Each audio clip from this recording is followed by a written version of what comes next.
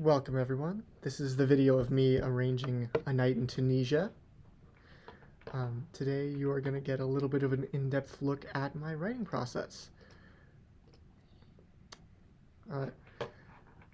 Now, when I'm writing a chart, it's typically a very long process for me. Like, I originally had the idea to arrange this chart a few months ago, and ever since then I've been thinking about how I want the chart to sound, like where I'm going to put the melody, backgrounds, harmonies, things like that. So I've been taking notes on all of that stuff.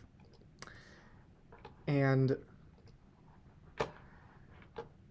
basically I'm going to be explaining what I'm writing as I'm putting notes into Sibelius.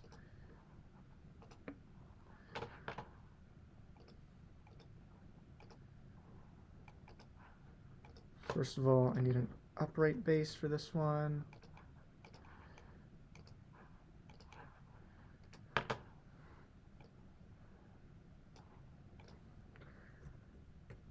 We are doing it as a cha-cha, at least for the beginning. The quarter note is 140. And oops. I always at least start off arranging tunes in the original key, partly just because it's easier for me to think of the harmony in the original key, so I don't have to worry about transposing, because I'm not great at transposing. If you are great at transposing, then maybe you don't have to worry about that.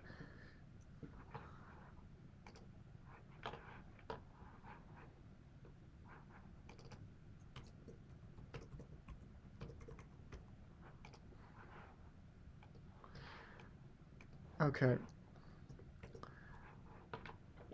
So this chart is going to start off with what I refer to as a building section, by which I really just mean the thing where you repeat the same 2 or 4 or 8 bars or however many, and you add one new layer each time. So first I'm gonna make sure I've got my MIDI keyboard connected. Yep.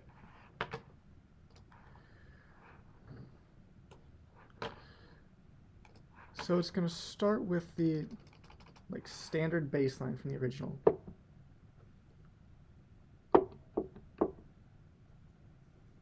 Oops. Those should be 8th notes.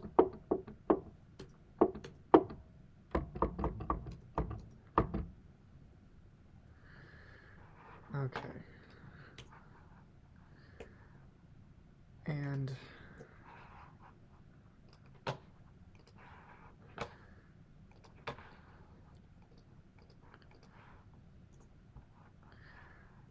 so the first time we do this, it's going to be just bass, and then we're going to add piano and drums the second time, and I wrote out this little 2-hand piano part. And what did I write again? It goes, whoops.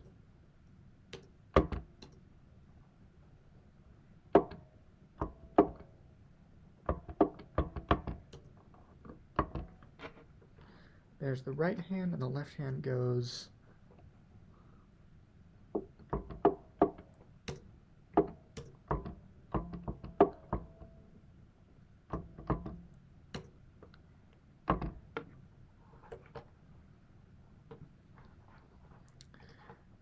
And then we go here, and finally the drums. I usually just write slash notations for the drums, but in the first bar, I typically give an example measure of just a general idea of how I want the groove to sound. And then for the rest of the chart, I can just do slash notation and some hits. Okay, first time is just bass, and I will add text later, but for now, I'm just gonna worry about note input. Okay.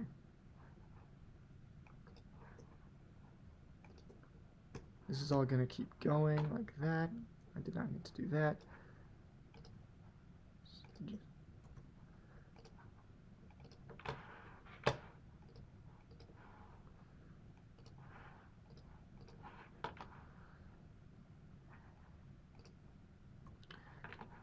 By the way, if you're curious, what I'm doing here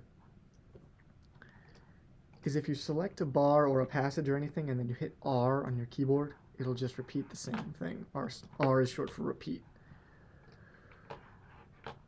Okay.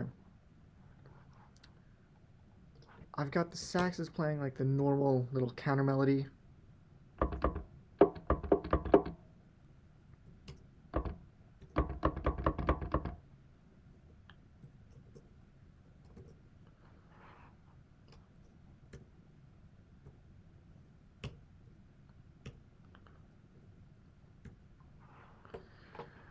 There's that. I've got the trumpets on this like textbook E flat 13 voicing. And I've got some hits in the trombones, and it goes like this. What did I write here? E flat 7 to a D minor 6/9.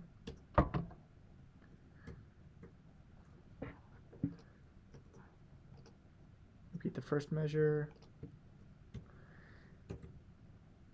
And then I've got like a half step planing thing going where I go like E flat minor 6 to D minor 6.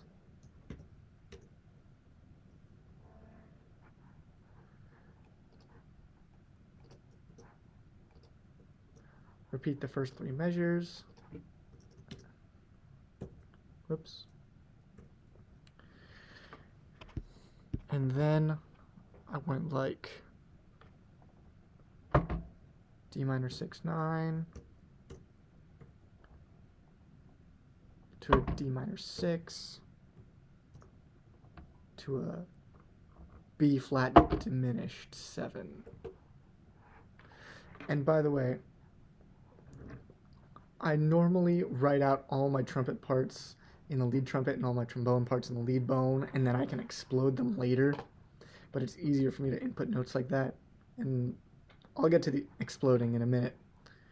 But for now, I'm just going to write all of my parts in the lead parts. I do that with saxes too. Okay. And then all this is going to keep going on while the melody is in the guitar.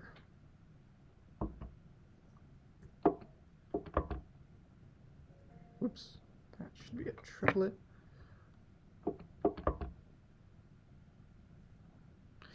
And I'm doing this abnormal phrasing thing with the melody where like after every bar I'm going to add an extra bar. So it's going to wind up looking like this.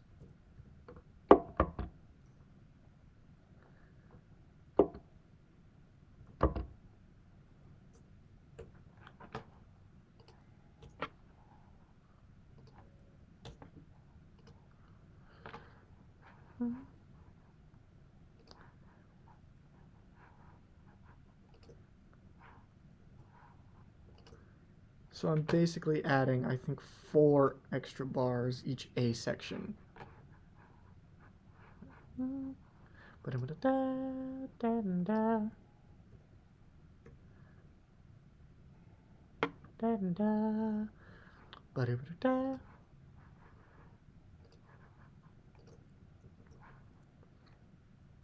Let's copy that.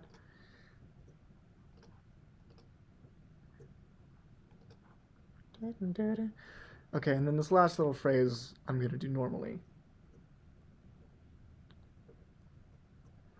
And I'm actually going to put it in the trombones.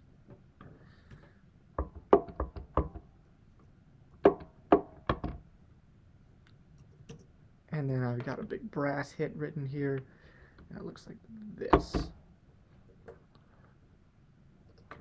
And then the harmony here is an A7. So I'm going to put the trumpets on this upper structure of like an F major triad over A7 to give us an A7 alt sound.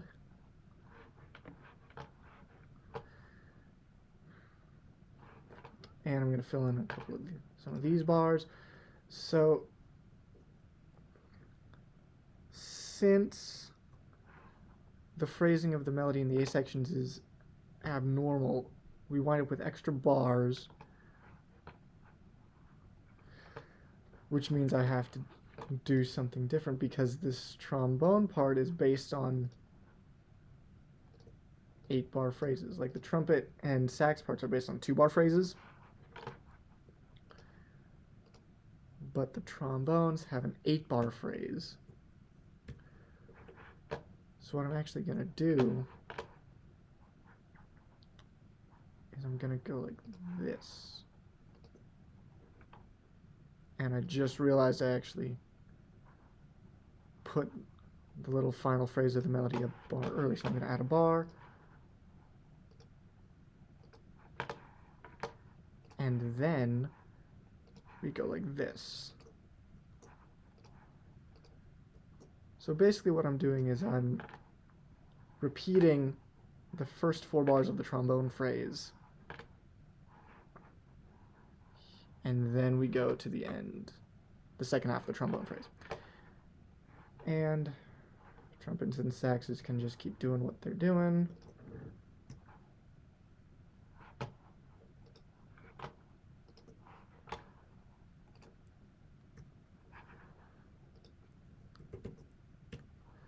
Whoops. There we go, like that. Okay, repeat signs.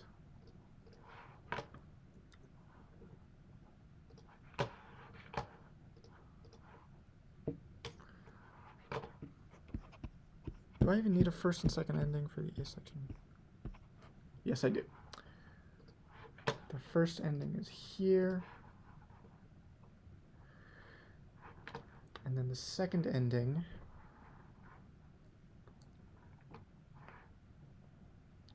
actually, really quick, I want to make these longer than an 8th note. We're going to go like that. Okay, and then the second ending goes like this.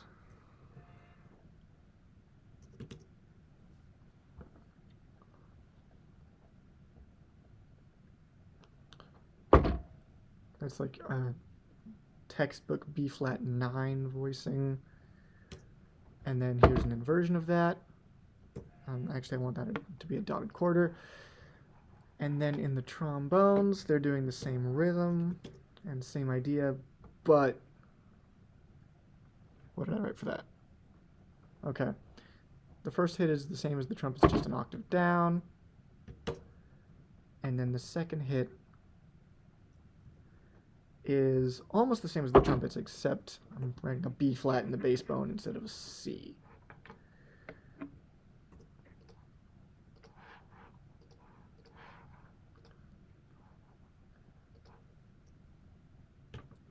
And then the harmony here is an A half diminished, so I'm going to give them a standard A flat, A half diminished voicing, just a 1, 3, 5, 7. And I'm going to give them a fall.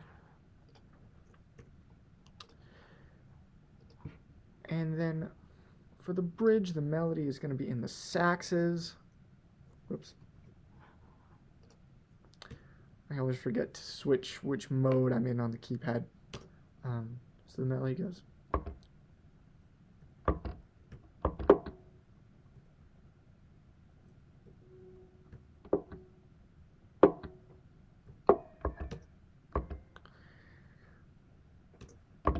And then I'm going to give it a little turn.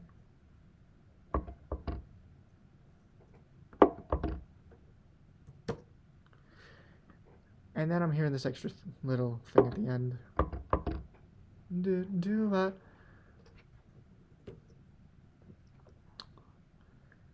And then we can almost repeat that for the second half, just down a whole step. But we're going to do something a little different.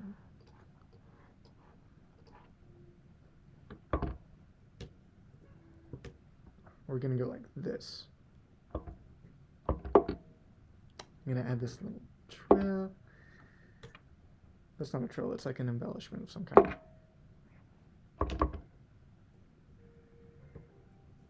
And we're going to make that a G sharp.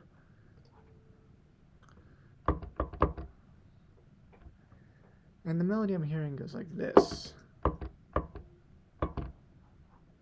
Like that. Yeah.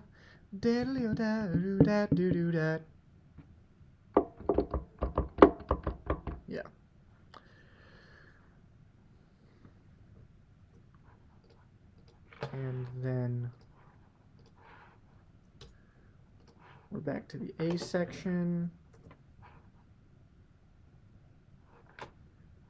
where all of this is going to be the same.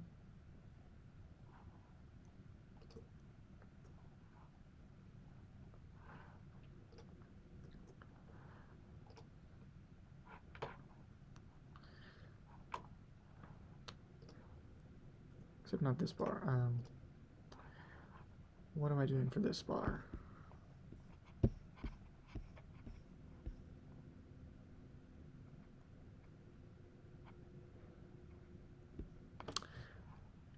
Okay, first of all, this last time I put this little last lick in all of the parts. And again, I'll explode that later. But what I do here.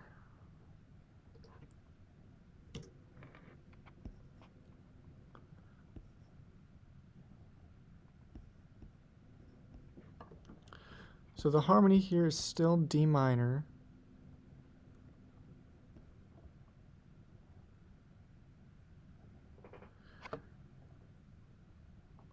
So I went just D minor triad in the trumpets and in the trombones.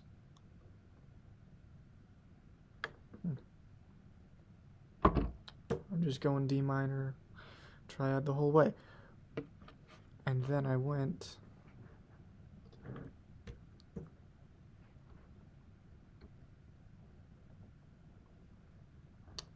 ooh, I did one of these. I've heard this voicing, it's like a perfect fourth, major second, perfect fourth. I've heard this referred to as an ambi voicing. I think that's short for ambiguous. I'm not sure how universal of a term that is, actually, which is why I didn't just say this is an ambi voicing. But that is the only thing I've heard that referred to. And then here, the harmony changes to an F7 alt, so I'm doing another ambi voicing of sharp 9, flat 13, flat 7, sharp 9. You may notice this entire time, I think I've been doubling the lead trumpet part in the fourth trumpet an octave down, which is like, it's like my default way of harmonizing trumpets, because that allows you to do upper structures and these ambi voicings, and there's a lot of other useful stuff that you can do like that. And then my trombones are like this. And you may notice I only have my trombones in 3 parts because I'm letting the bass bone sit out this measure so that I can prepare for this pickup. And now we're into the, what I guess you would call the C section of the chart, which this is the spot where it gets crazy, because the time signature here changes to 7.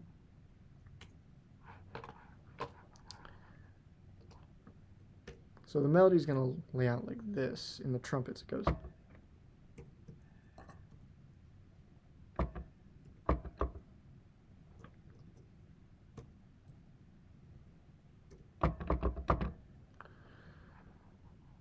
Okay, and Sibelius doesn't always know how I want these things beamed, but I want it beamed like that. So you're feeling it as 4 and then 3. right? 4/8 notes, 4/8 notes, 3/8 notes, 3/8 notes. That's how you're feeling it. Okay, that's the rhythm.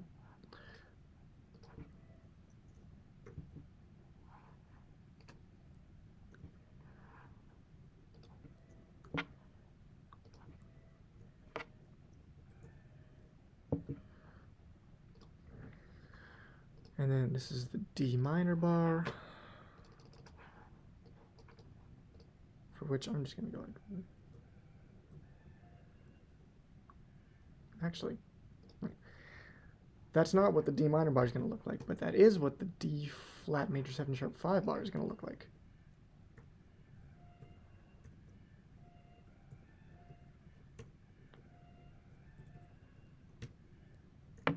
Sorry, my note input is all over the place. And then for the D flat major 7 sharp 5 bar, I'm actually going to change the rhythm a little bit like that.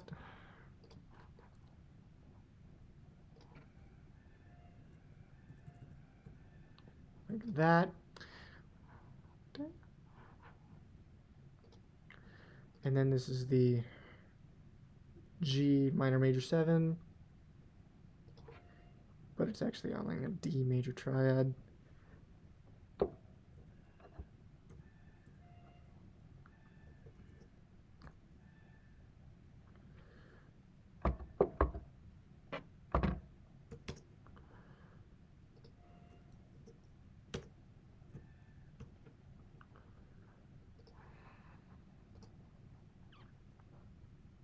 Oops, that's what I want.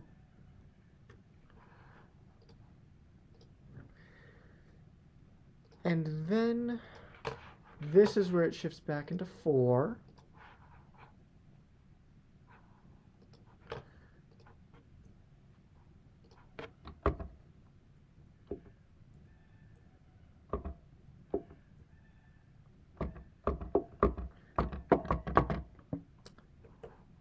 And we end it like that, and that gets us into the solo break.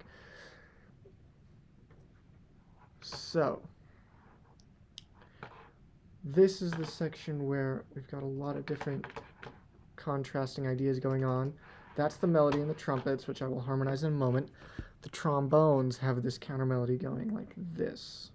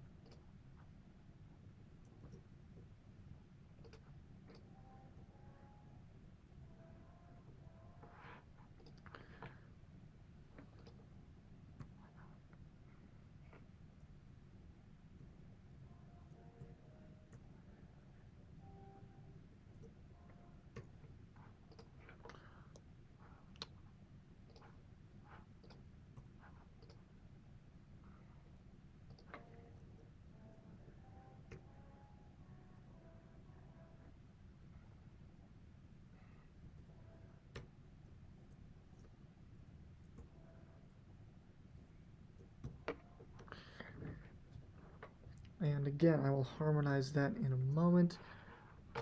The saxes.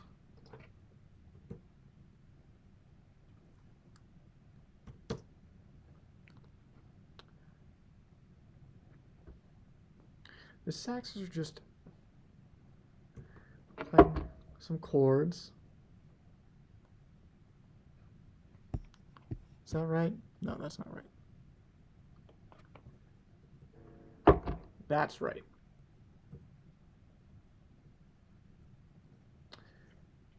And actually, just to help them feel it better, I'm going to make sure that the rests are laid out properly as well.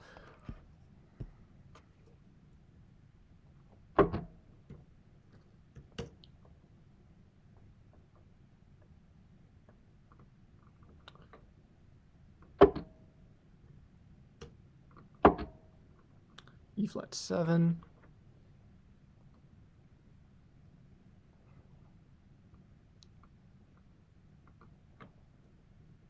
Actually, I want an E flat 7 sharp 11, so I want to get that A in there.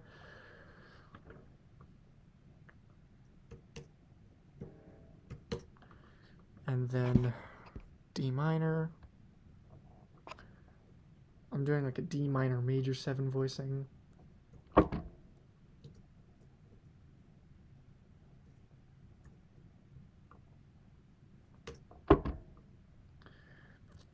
And then D major 7, D flat major 7 sharp 5. We're going this.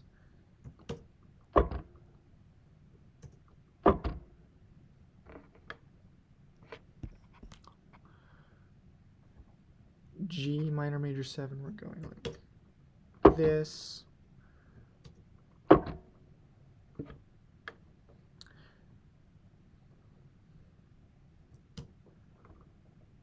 And finally, the G flat 7 sharp 9.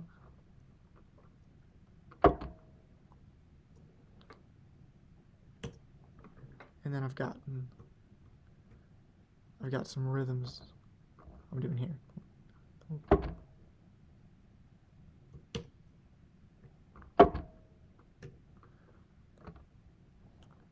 And then an F6/9. Okay. That is the altos and tenors, and then the bass instruments have got this little another counter line going.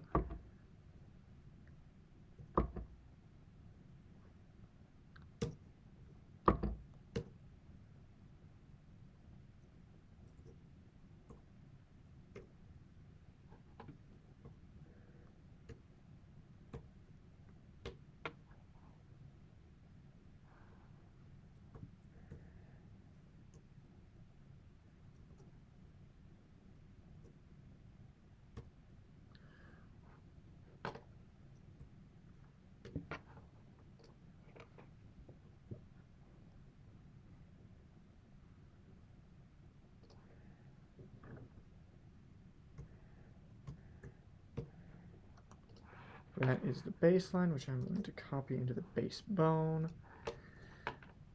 And the bass, and I guess the left hand of the piano as well. Okay. That is the entire head. I'm going to go back and fill out some harmonies.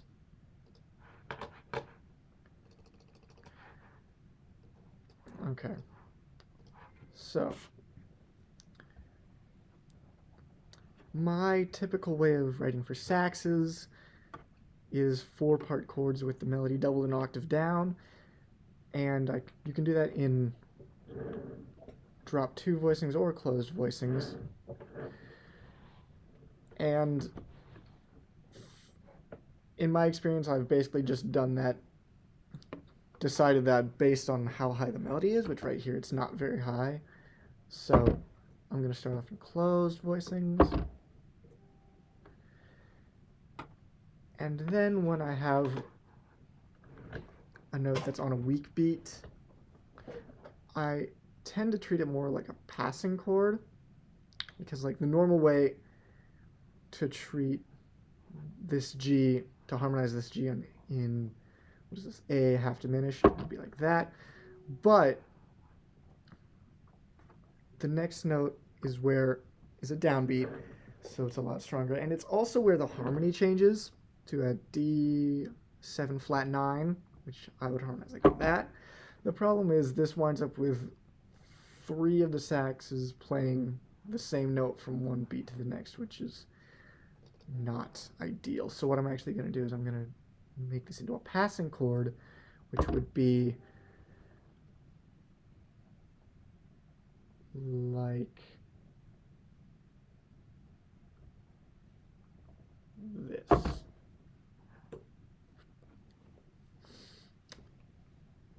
Okay.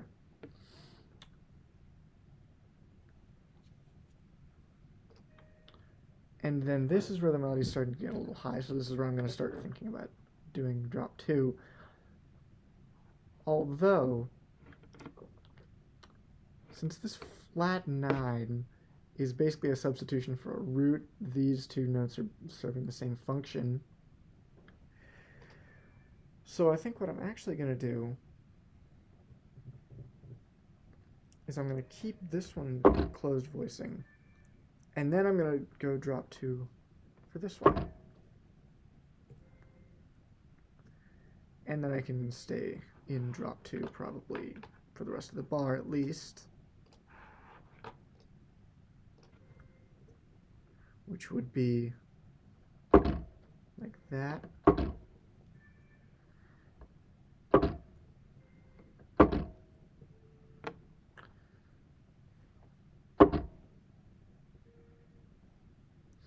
And then G minor, which I'm going to harmonize this as a G minor 6 because it's supposed to give us a tonic sound.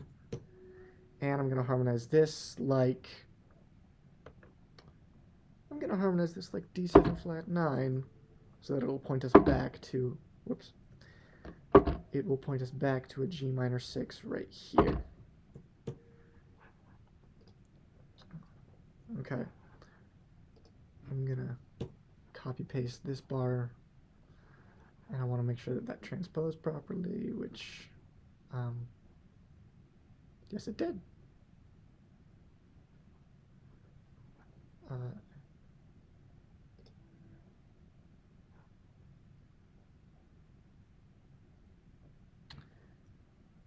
think I actually want that to be an E flat. Okay. And since this is a diminished 7 arpeggio, I'm just going to do diminished 7th chords the whole way. And now here, since this is on a weak beat, I think I'm going to harmonize this with the other notes of the E whole half diminished scale, which would be like that, which I probably would not do on a strong beat where you're supposed to be able to really hear the harmony, but since this is a really weak beat, I think it will fly. And then I'm going to do the same thing I did earlier where I go to drop 2 here.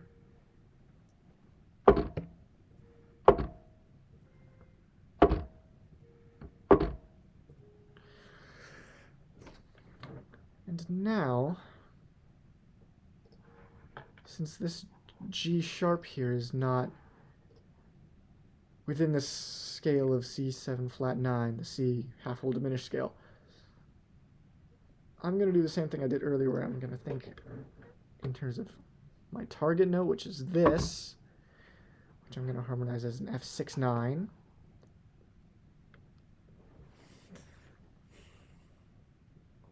And there are a couple ways I could do this. I could do this as like a half-step planing chord, so I could treat this as like an E6 chord, which is a half-step below this F6 chord. Or I could think of that G sharp as the flat 13 on a C7 chord, which would look probably more like that. C7 flat 9. Or sharp 9. Okay. These are the types of decisions that you need to actually really think about. And one of the things I think about when I'm doing this sort of thing is how awkward would any of these lines be to play for the saxes?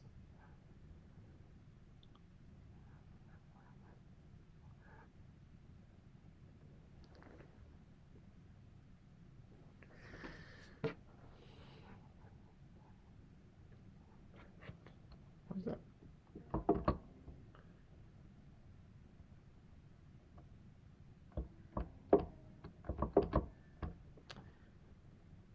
Okay.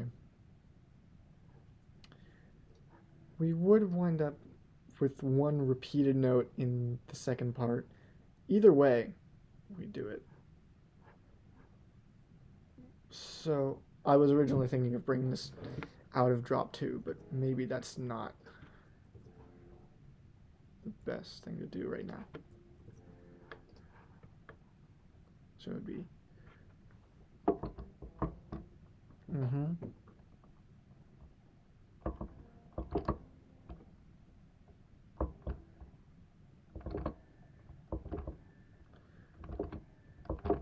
okay.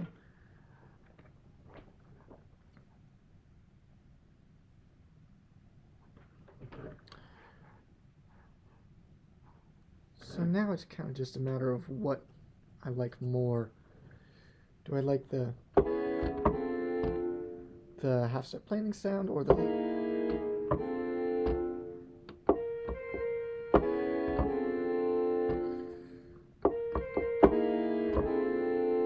I like the alt sound more. And then here I think I can go back to closed voicings. I'm gonna treat this as a C7 flat 9, and then since this A flat is not in the scope of F major, I'm actually gonna treat it like a diminished on 1 chord. And then same thing going back down, and the harmony here changes to A7 flat 9 like that.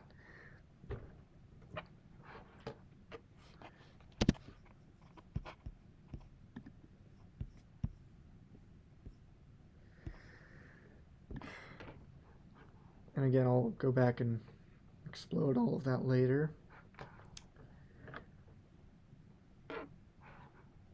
We just have to put in the rest of the rhythm section parts, the head, and then the head is done.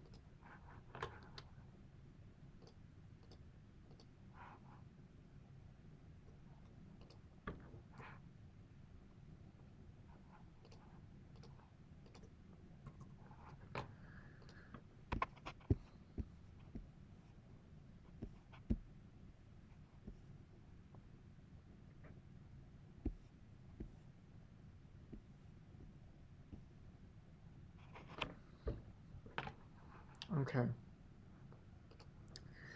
First I can get rid of these. The bass is going to go like...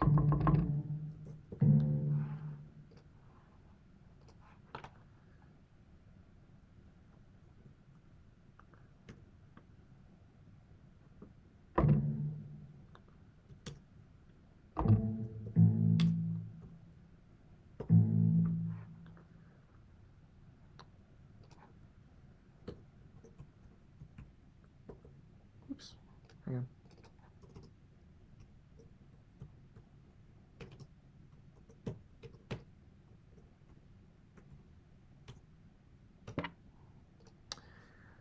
Okay, I'm going to put slash notation in the guitar and piano parts.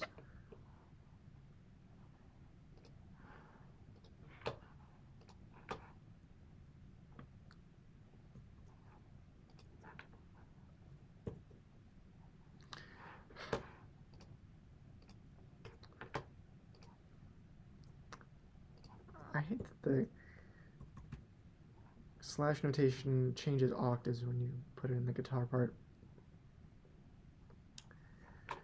And then I'm going to give written slash notation.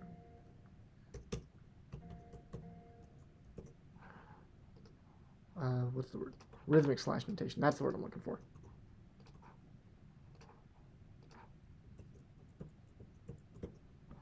Like that. And then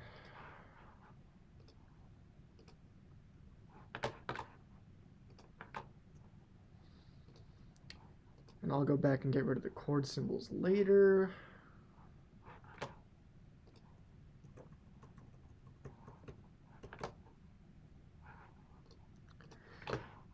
And when I'm writing hits in my drum part, what I normally do is I keep the slashes there, but then I put a note on top of that so that you can see both time and the hit that you're supposed to play.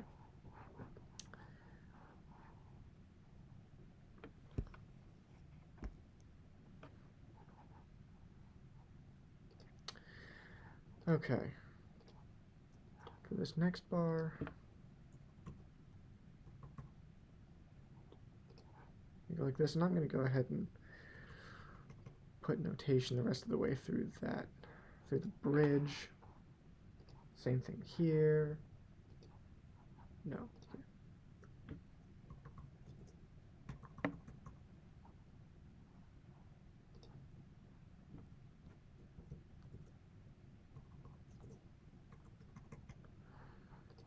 And then I'm going to write the hits in the guitar and piano.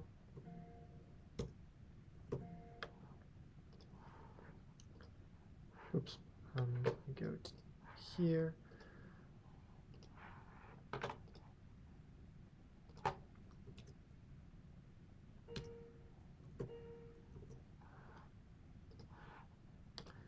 And the harmony here is B flat 7 to A minor 7 flat 5.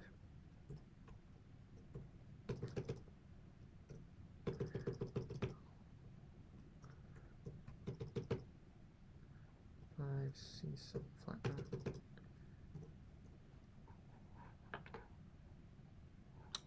9. Ooh.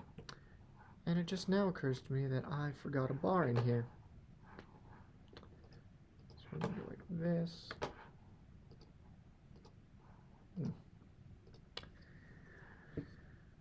Sibelius does not always put the bar in the right place, but that's okay. And like that. And then the chord symbol here is A7 alt. Okay.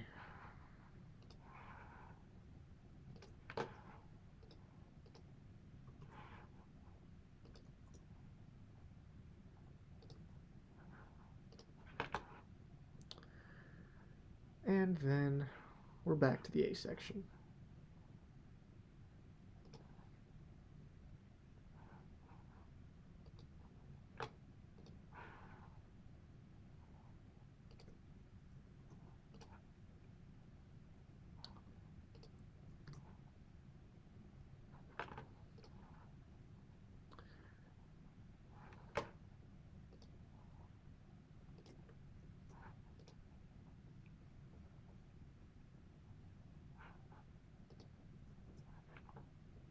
Oops, pasted that in the wrong part. There we go. And just like before, I'm writing the horn rhythms in the comping instruments. In case you haven't noticed, I have a hard time working and talking at the same time. The harmony here is D minor until it gets here when it is... What is the harmony there? F7 alt, that's what it is.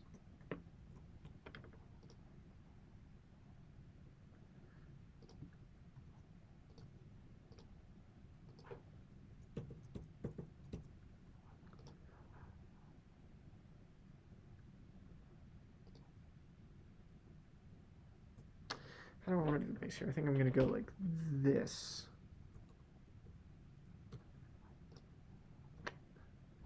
No, actually I'm going to put a rest right there.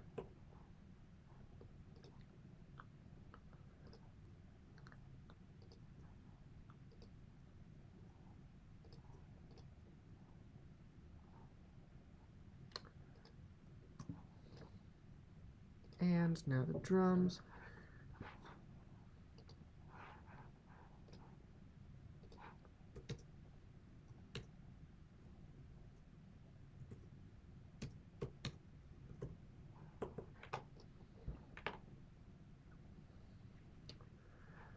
Okay. Throw some harmony on the trumpets. So like I said earlier, I'm probably going to double the lead part in the fourth down the octave. And then I'm probably going to fill this in with triads and ambient voicings.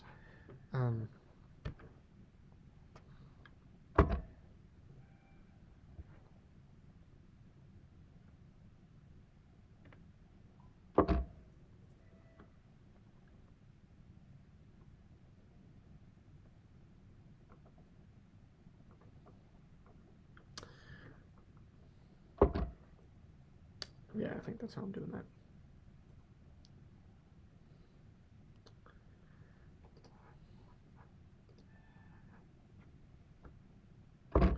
Man, my ties keep getting messed up.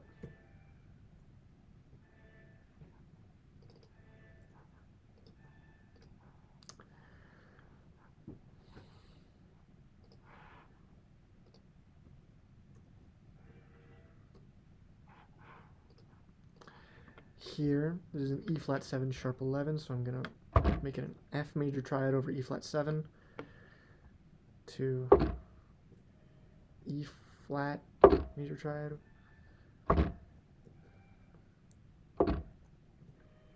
Actually, no. I'll make that a C minor triad, so that way we still have that 13 in there.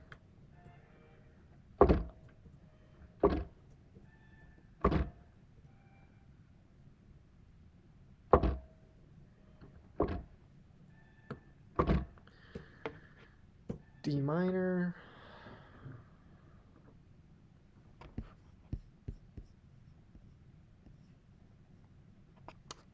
I think we're just going D minor triad the whole way. Whoops.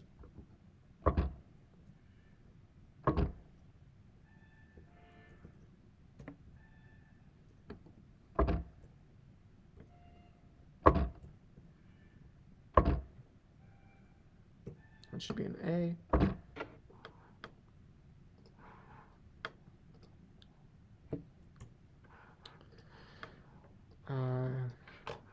Here, I think we're going D flat. What did I write there? D flat augmented triad the whole way?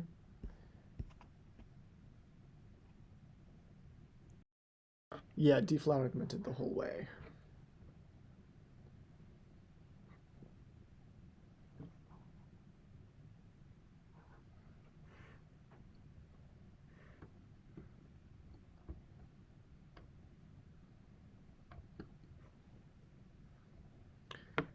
Okay, and then here the harmony is G minor major, but since we're outlining a D major triad, I think I'm just going to go D major the whole way.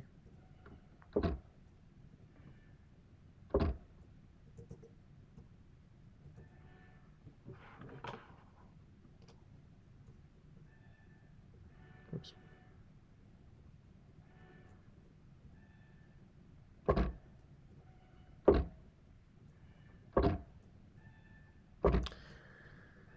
And here, the harmony is G flat 7 sharp 9, and we are outlining an A major triad, which just so happens to be the upper structure of a G flat 7 sharp 9. So we're just going to harmonize this as an A major triad.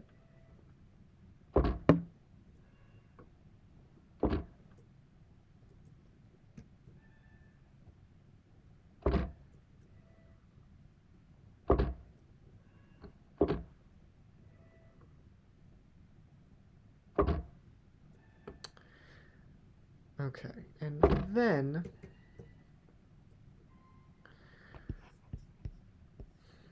since we are now venturing away from A major triad, I'm thinking again in terms of target chord, which is this C on the end of 4, and the harmony there is an F major or an F6/9 or something like that. So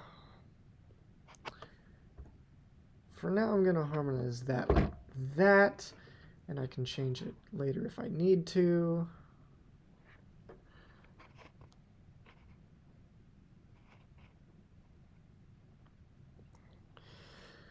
And then here I think I actually am going to do the half-step playing thing, like E major triad, stepping up to F major triad. And then here I can just throw in like a passing chord, which would be...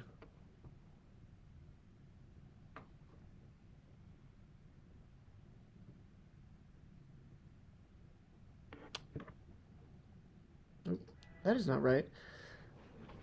That is a C major triad, so I want a B major triad going up to a C major triad. That is what I want. And then here...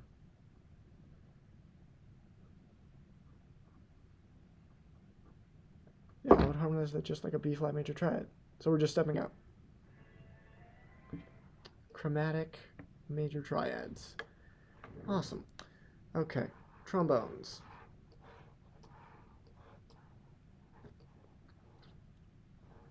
Okay.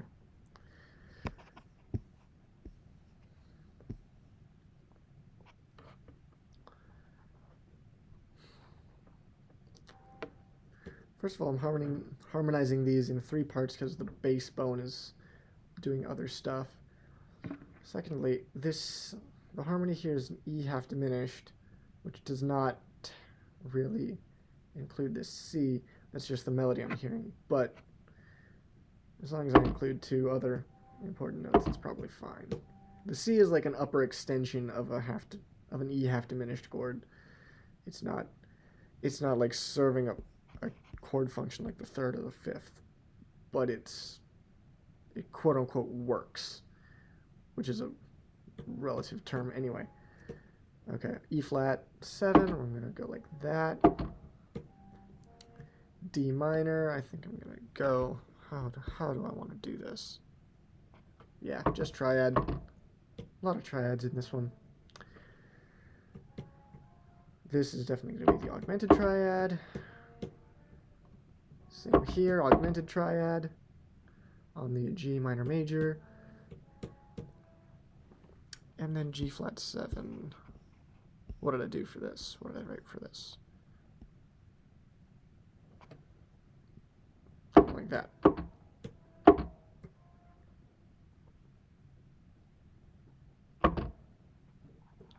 And that is the end of the head. Okay.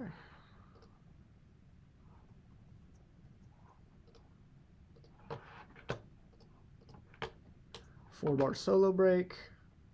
Solos start here.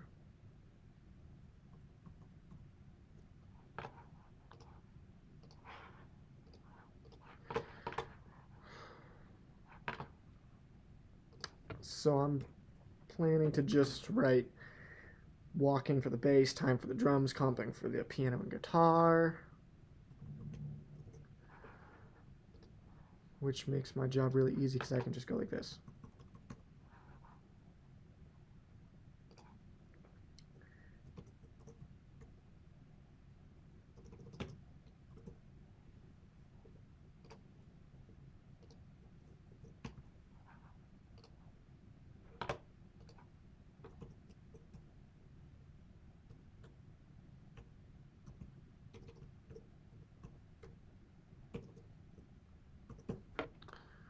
Uh-oh, what did I write wrong in this chord?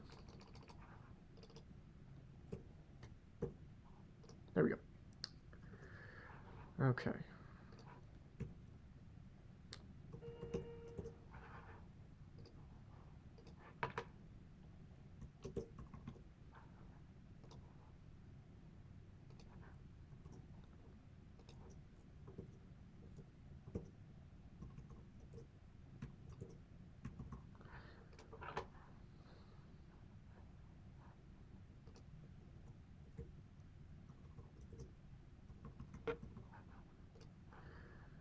Okay.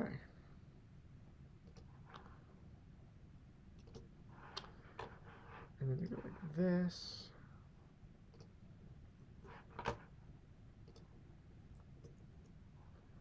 And then I'm going to copy solo changes into a couple parts. There, there, there, there. The faster way to move these slash notations down an octave is to go like this. and then you can hit Command down and move into where you want them. And I think I'm going to put solo changes in the berry as well.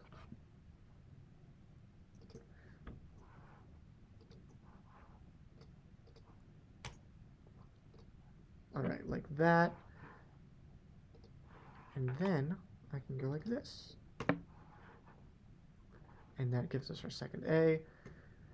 And then this is where the bridge is going to be, but I'm going to repeat again. So this is where the third A section starts.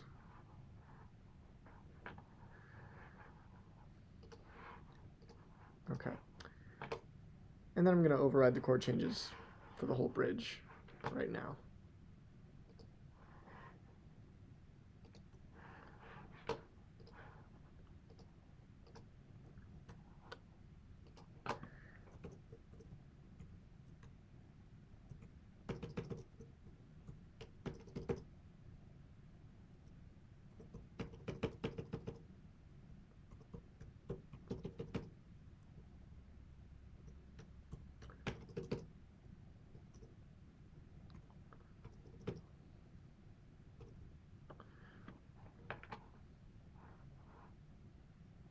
Did I do something wrong? I feel like I did.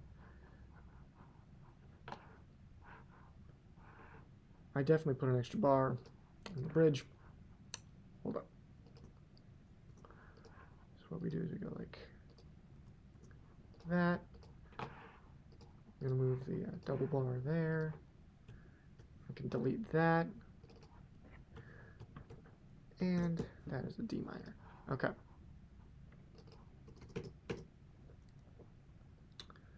And the harmony here is A7 flat 9. And then I can go like this. Copy all the chord symbols. And then paste them into the parts.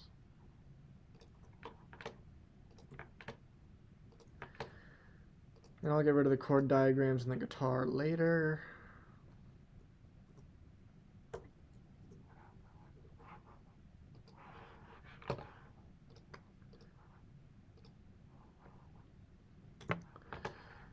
Okay, let's write some backgrounds.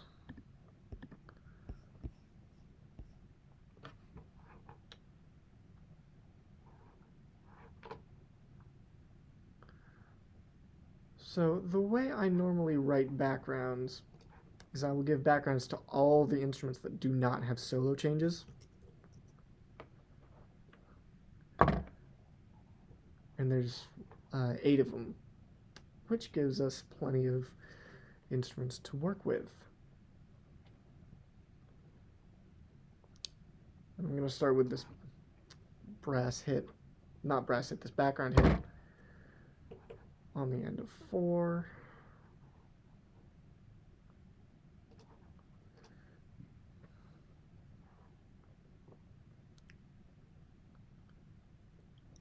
So this is a E flat 7 sharp 11, so I'm going to harmonize it like this. And I will show you why I'm putting them where I'm putting them in just a second.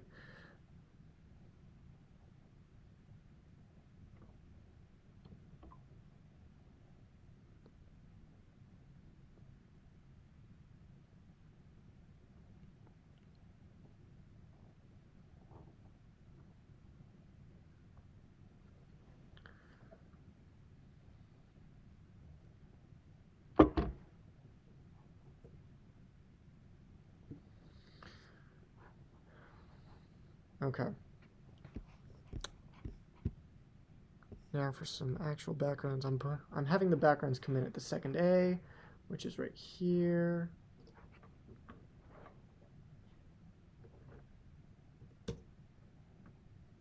Except they're actually not even coming in on bar 1. Coming in right here.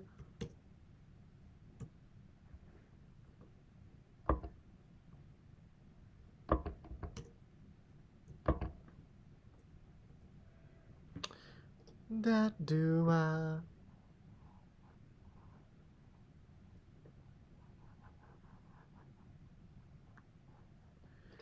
And then we're going to repeat this little figure.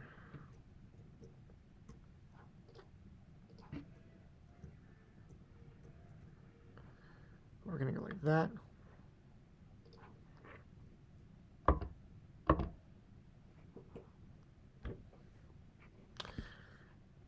And I will harmonize this in a moment, but bridge.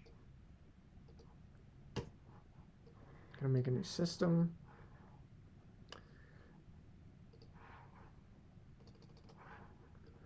Okay.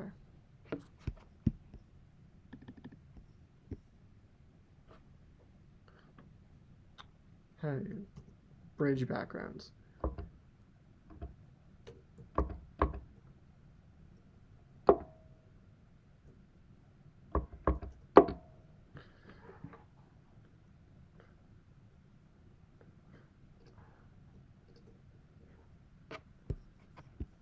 And then I'm betting I did something similar for the next 4 bars. Actually, I did the exact same thing, so I don't even have to change notes. Perfect. And final A.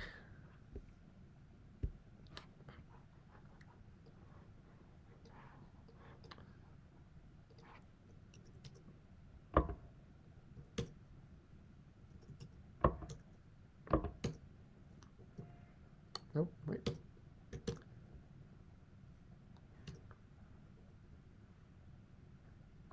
There we go.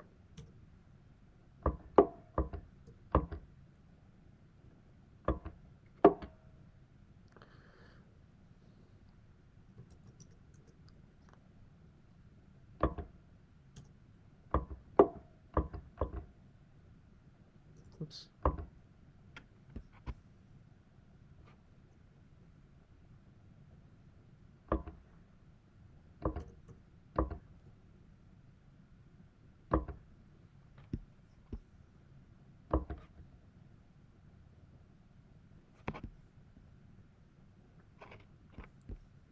Is that what I wrote? That is not what I wrote. Almost, actually. I wrote this in the upper octave like that.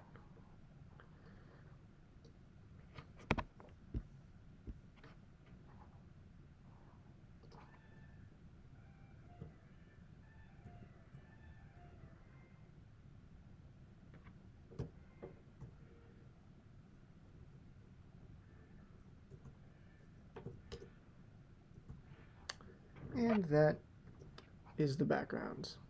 Okay, harmonies.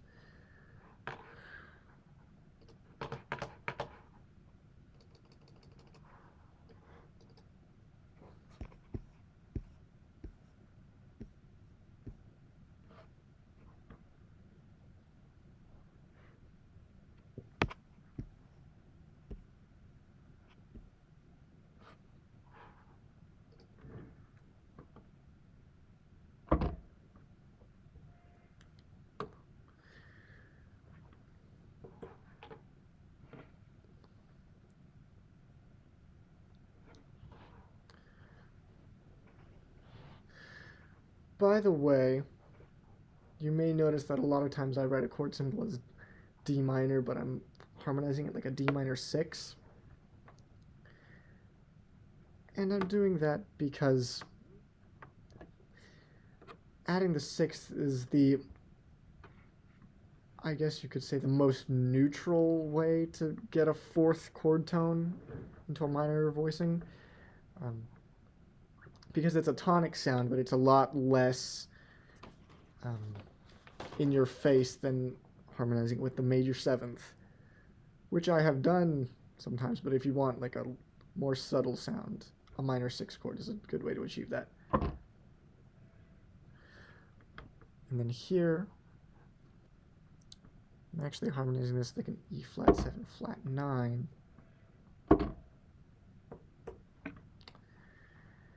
Which I suppose I should write in the chord symbols.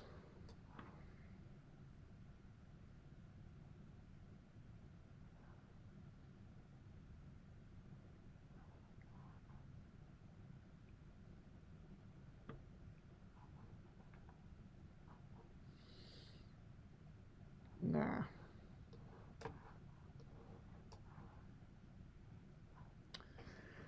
Okay, I kind of don't want to change the sound of the E flat 7 D minor harmony. Do I want to change the melody? Yeah. Yeah, I do. We're going to go like this. And, okay. So that is just like a textbook E flat 7 voicing. Ba-do-ah. Yeah, that's great.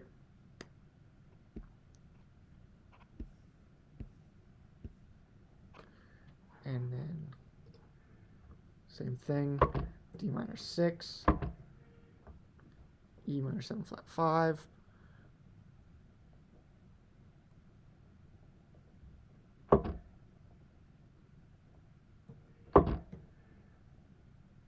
A7. And since the melody's on the root, I'm not going to try to fit the flat 9 in there as well somewhere.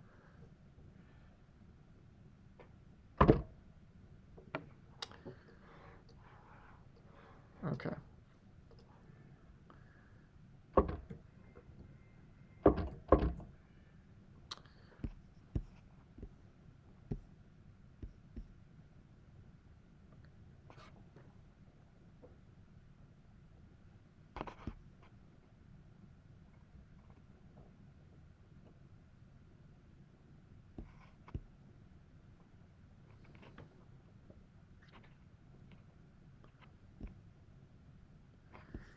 Okay. This is where I'm going to start breaking out into some drop 2 voicings. I think. Yeah. So we're going to go, this is a D7. No, this is still an A minor 7 flat 5, so we're going to go like that.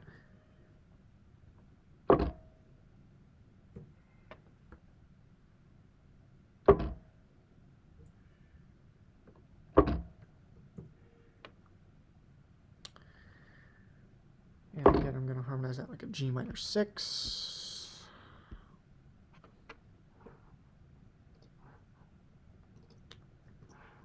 And I'm just going to copy paste and see how much I have to change. That's good. Good. Good.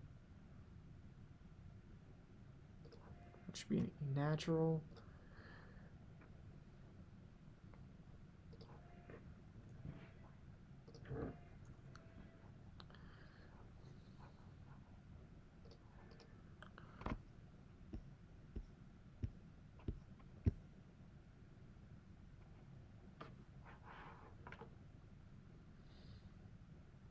And you know what? For these last two, I'm actually going to bring it back to closed voicings. Like that. Perfect. Okay. And last A.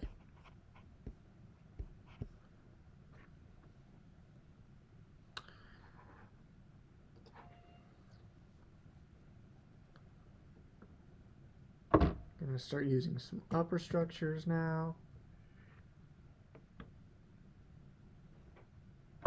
And some ambi voicings.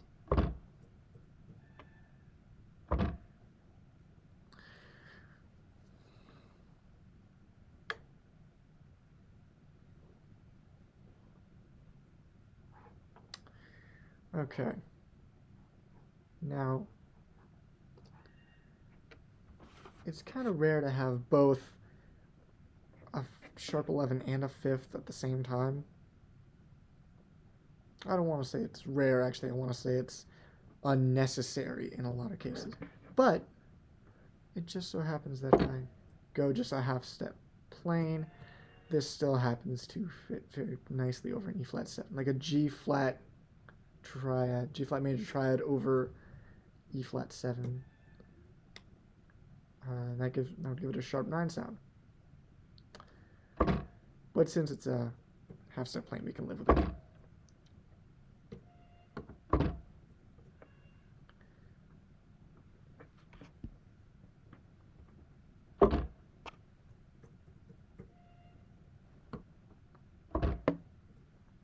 I'm going to do the same thing here.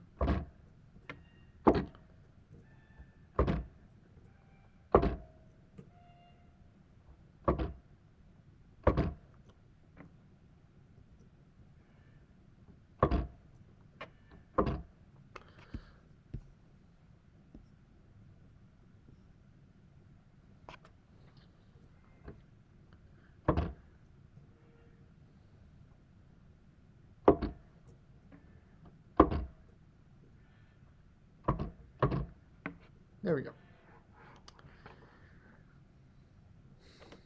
Okay.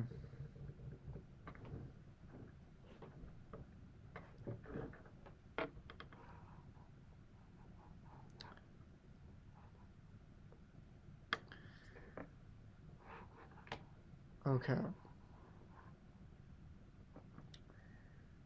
So,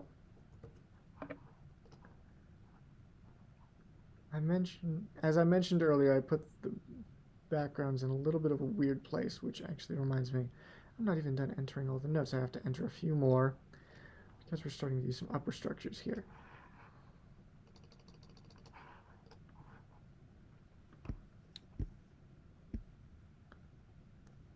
So I'm actually not quite done with the backgrounds. I have to do a couple more.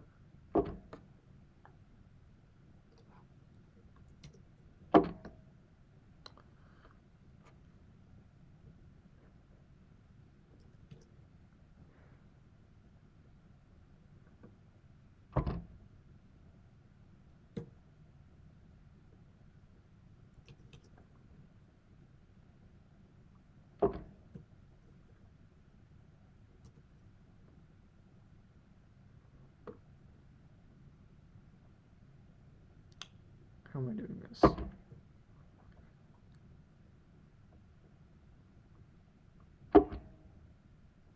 Whoops.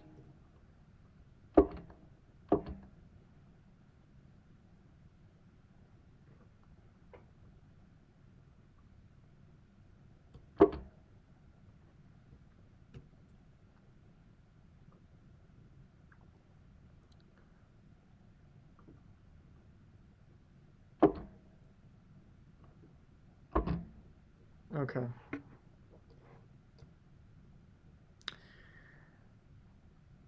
So this is a scenario in which we are going to wind up with a couple of repeated notes, but I think I'm just going to live with it in this case. I also think it's going to be a little bit less exposed because there's a lot more voices happening, and this is also in backgrounds. So the focus is going to be on the soloist.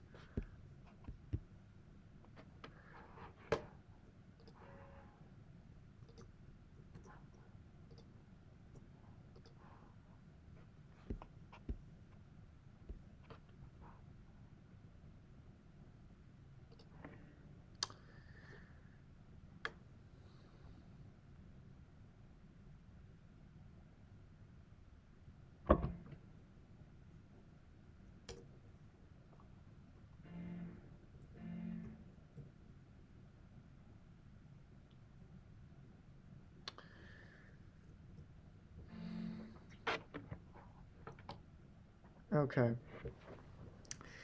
And now, the melody, quote unquote, of the backgrounds is going from D to C, but everything else I think is just going to stay the same. So I'm actually going to just make that a whole note.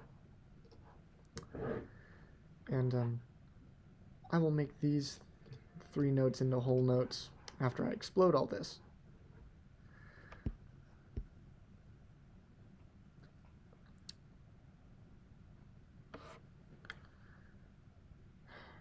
And then here we're back to like normal closed voicings.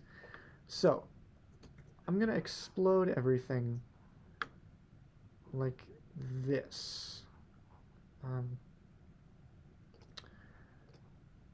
First of all, the section where we've got like upper structures and everything like that, I'm going to actually explode one on a part.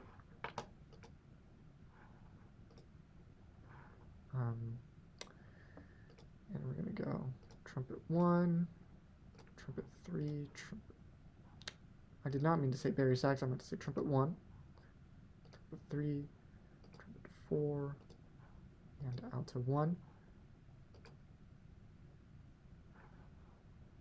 Perfect, just like that. And then these guys are going to go tenor 1, bone 2, bone 3, bass bone.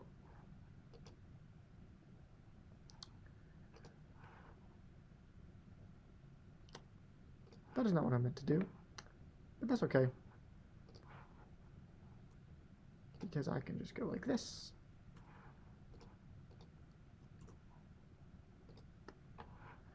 Problem solved. Almost.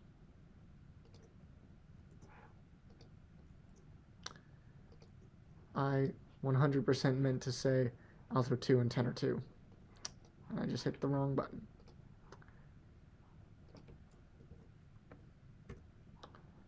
And like I said, I'm going to switch those to whole notes. Okay. Now this and everything before the upper structures,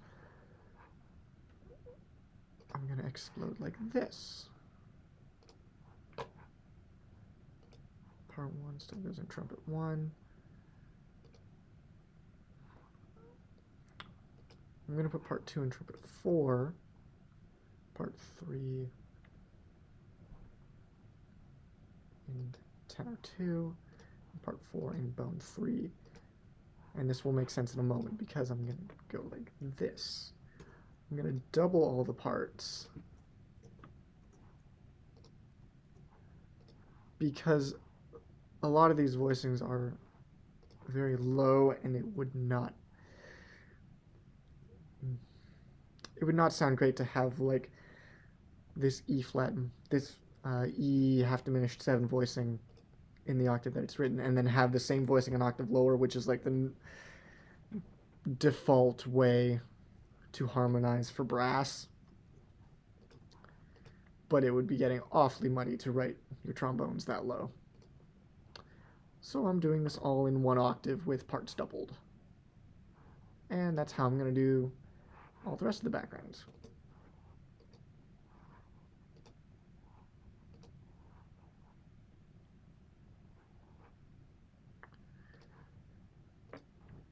And I don't know why Sibelius does this weird thing. Actually, yeah, I really don't know. Oops.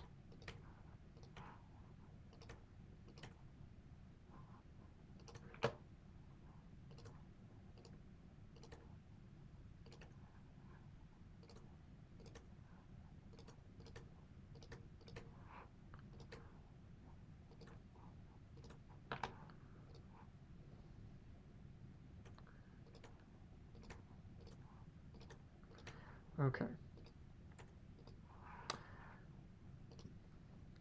This can get copied into trumpet 3.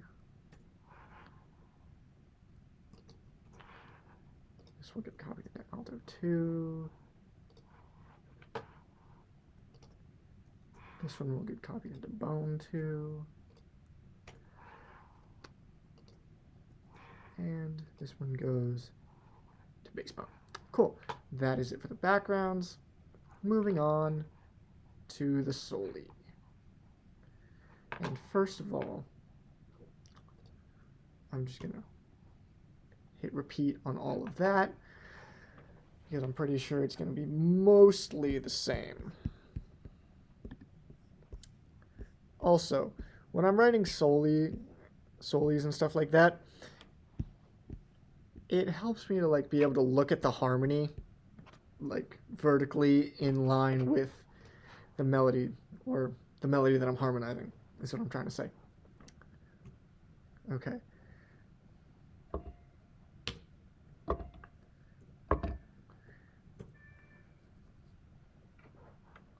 So like I mentioned, I have a bunch of stuff planned out for how this is going to sound, including the melody of the sax soli and the backgrounds and everything like that. It was all more or less planned out. I'm just thinking about it as I'm putting the notes into Sibelius.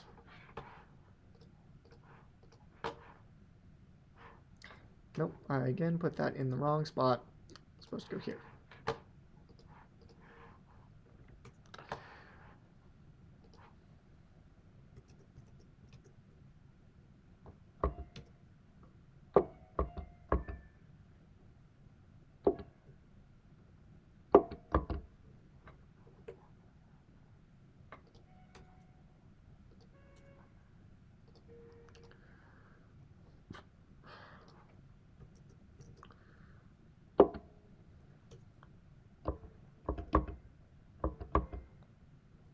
Is that? No, that's not what I want. That's what I want.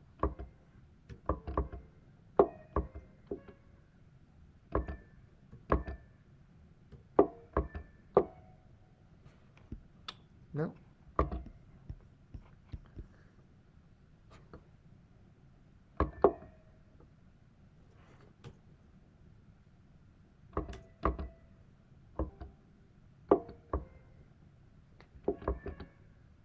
No.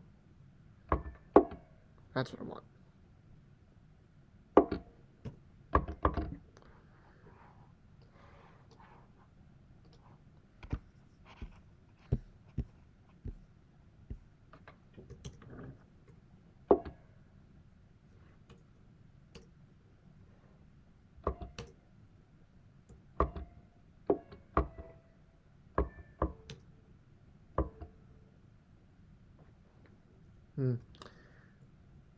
Actually, I don't like that little extra eighth note there. I'm just going to go like this.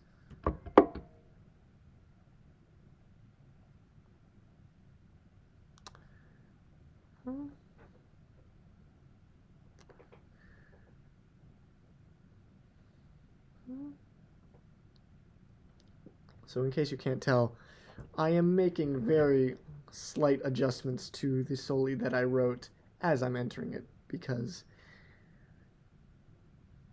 I don't know if this is the same for everyone, but I always tend to rethink a lot of decisions that I made the first time around.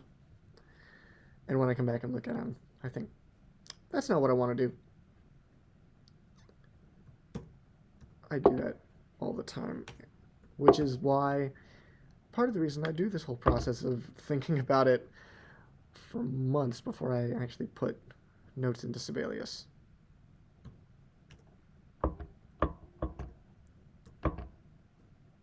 That's not what I want. That is also not what I want.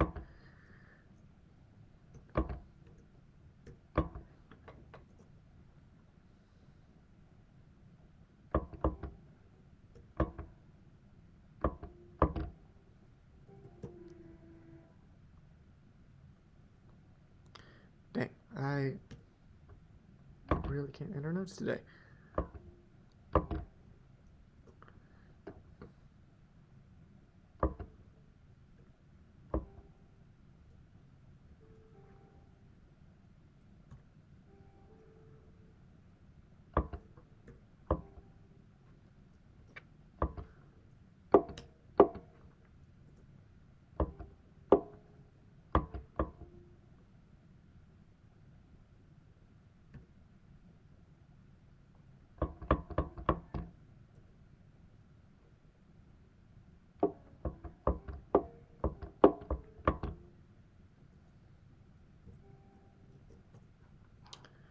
Okay, that is how I like it. That is what I want. I want that. I want that.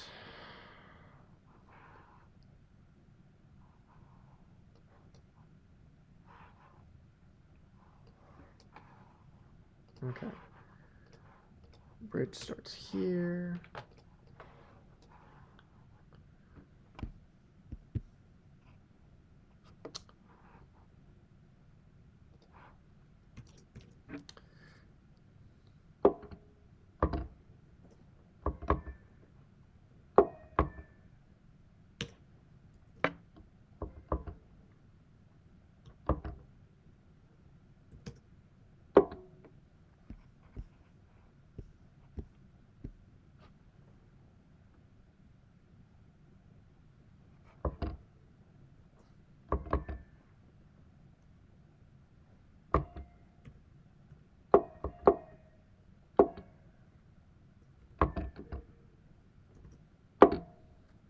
There we go.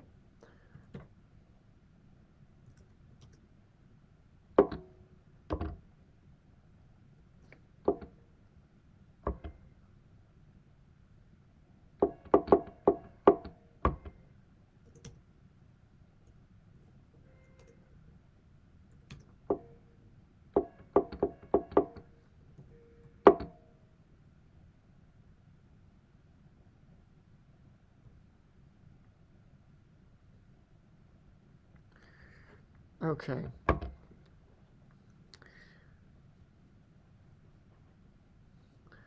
This section, there's going to be a little bit of a... What is that? That's a 3-against-4 polyrhythm. And it's going to interact with the brass, which I will enter in a moment. But for now, the saxes are going to go like this.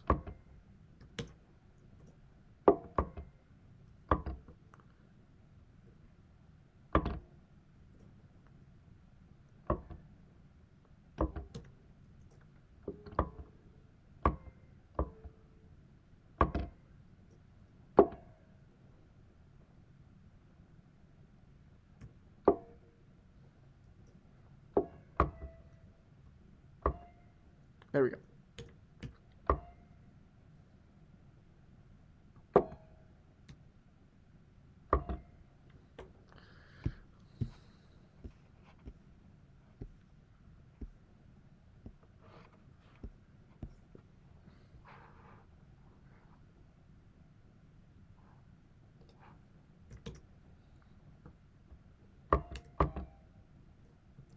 Whoops. Here.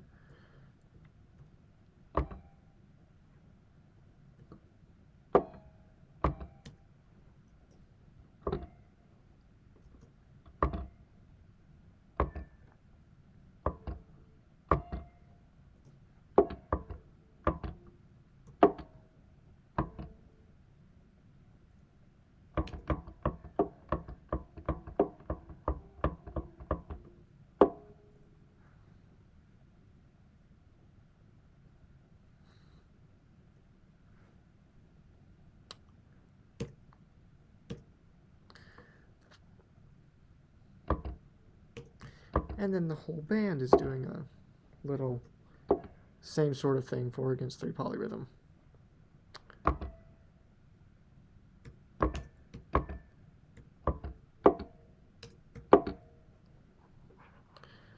And that brings us to the end of the soldi. Okay, I think I'm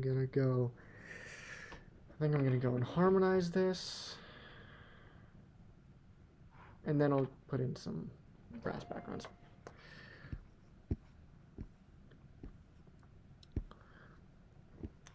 So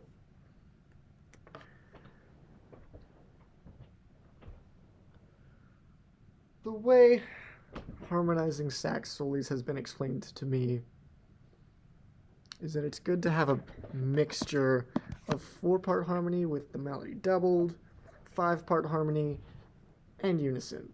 And you can maybe add some like 2 or 3 parts in there if necessary.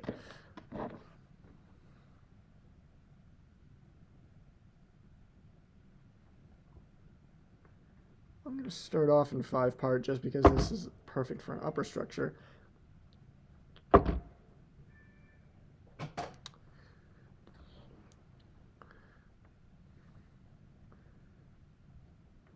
And then we're going to go down to 4. And I'm going to keep it in drop 2 as much as I can, partly because it's rangy, but also partly because drop 2 gives like a much more fat sound, which is definitely what I tend to go for on these sax solis. I think I'm going to do like a half-step plain right here.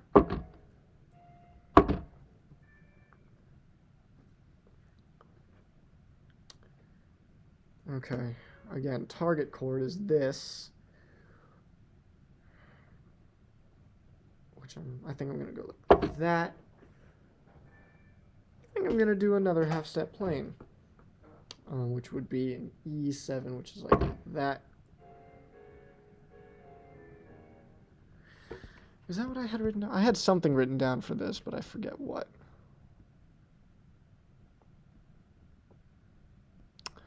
That is exactly what I had written down for this. Okay.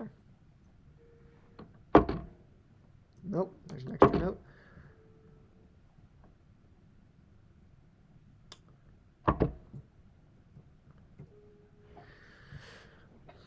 Okay.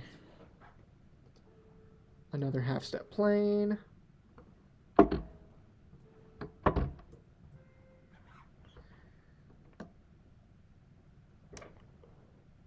This is one that I could do in 5 part, but I'm not sure whether it's gonna fit well here.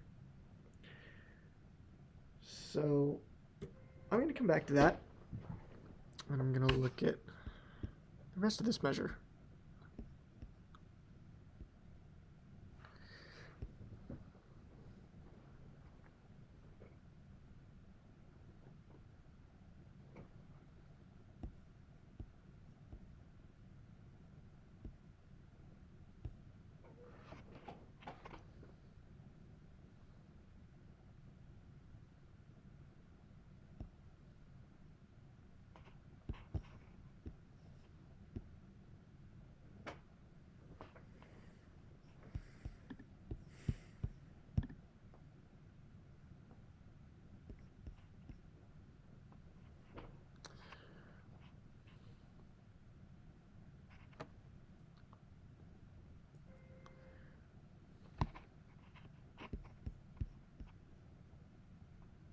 Okay. Yeah, we're going 4 part here. And then I'm going to go like this. I think. Is this what I want to do?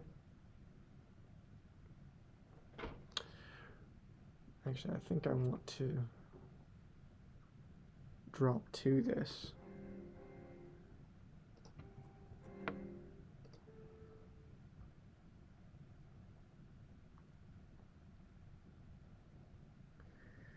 And then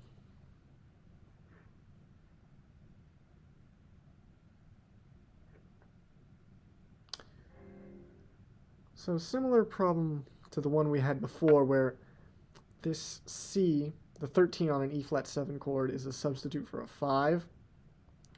And this A natural, the sharp 11, is also a substitute for a 5. So if I harmonize both of these chords the same way, we're going to wind up with a lot of repeated notes, which is why I'm harmonizing this one in drop 2, but then I'm going to go closed voicing for this one, and then we're back to drop 2 for this one, which would be that.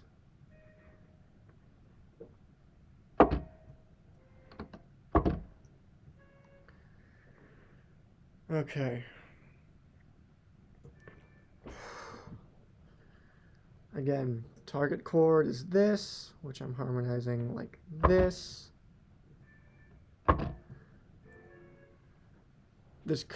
I could treat this as an E flat 7, or I could treat it as a half step plain again. Did I write something down for this?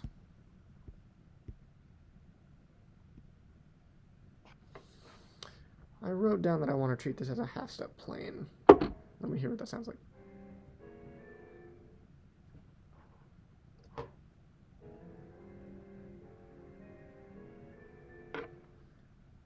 I'm not sure, that's a little weird.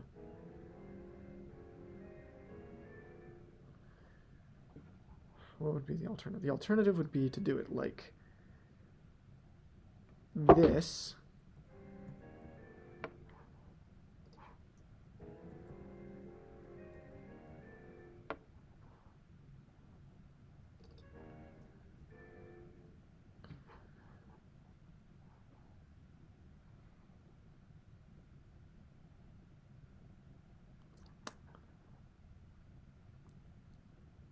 Yeah, we're going to keep it like that. Okay, and since this B flat doesn't theoretically fit over a D minor 7, or a D minor chord, I'm going to harmonize this as a diminished neighbor chord, I guess. I'm not entirely sure what the correct term would be for that.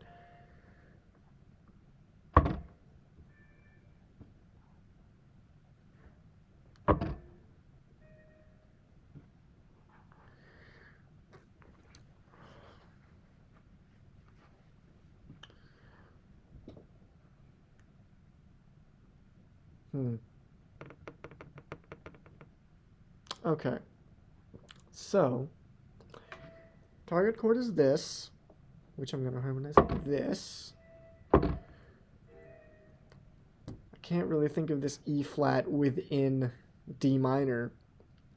So it kind of has to be a half step plane, which would be like this. Here's the thing. These two bars are like basically doing the same idea. So I feel like it would be weird if this bar does not have that half step plane, but then this bar does. So I'm actually going to change this to a half step plane, which is what I had initially written down. And there are reasons I take all of these notes ahead of time, and sometimes I should just listen to myself.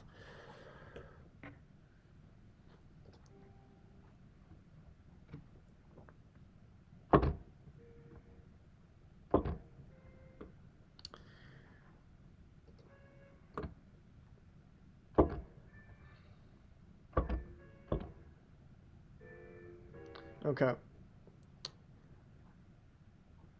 Again, target chord is the beat 3 here. This is a neighbor chord. This is the same as beat 3. And then this is an inversion. This is going to be a passing chord, which would be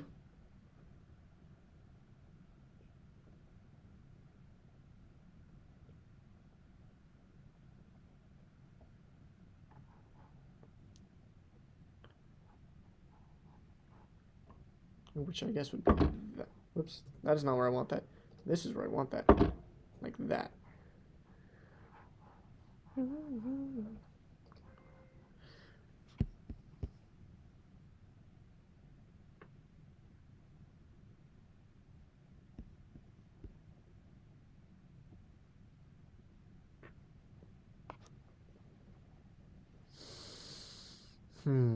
Okay. So actually, I'm going to treat this like another passing chord.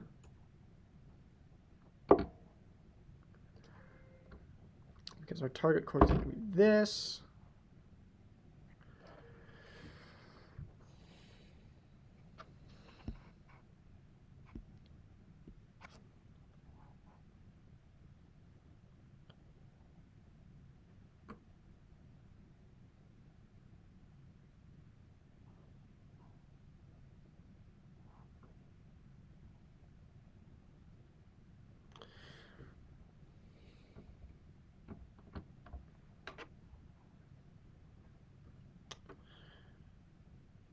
Okay.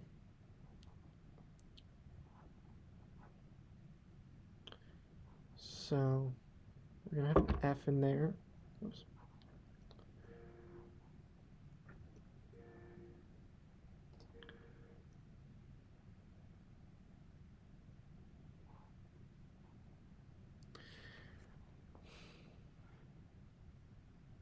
Kind of conflicted as to what to do with the second voice, because here it's on a B flat, here it's on a G. Theoretically, I should put it on an A here, but that would give us a half step between the top two voices, which a lot of people recommend against that, at least in like this style of music. But I'm kind of thinking maybe it won't even be noticeable because it's on such a weak beat.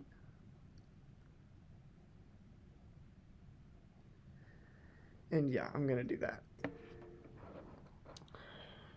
And I'm thinking it probably will not be noticeable.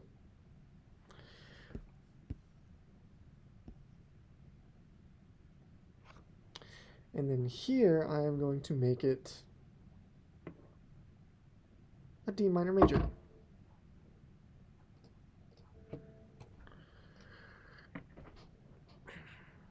Because I actually want a little bit of that really aggressive sound.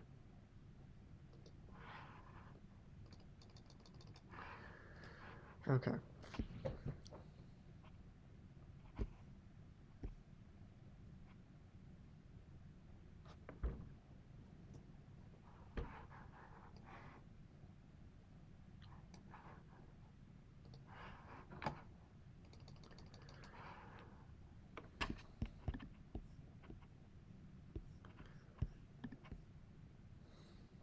Okay.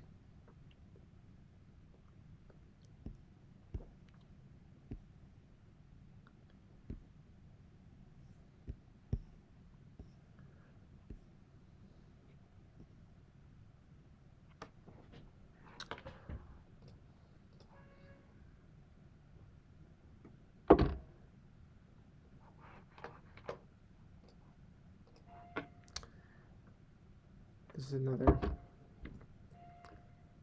upper structure moment.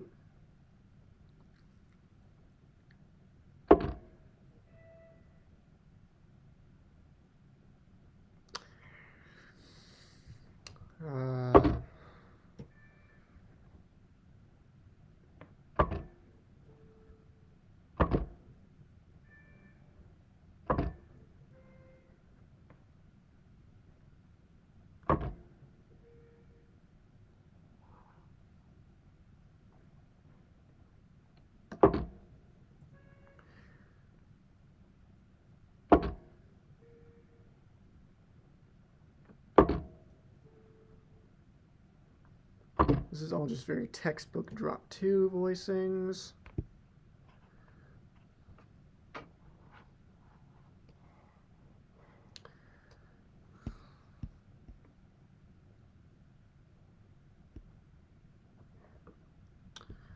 Okay. Here I'm going to do another diminished neighbor chord.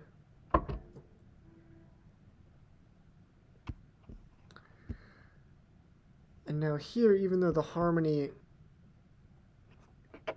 says E flat 7, I actually am going to treat this as like a E flat 7 flat 9 because this is all coming out of the diminished scale.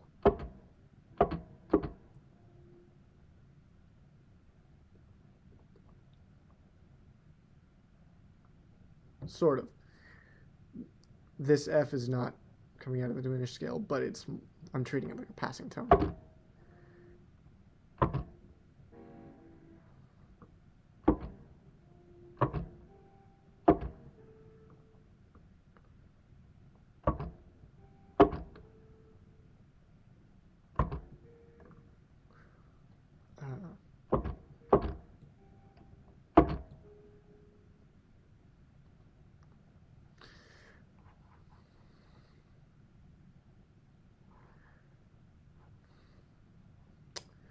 Okay, now this is where we step out of the diminished scale, so I think I'm just going to go, okay,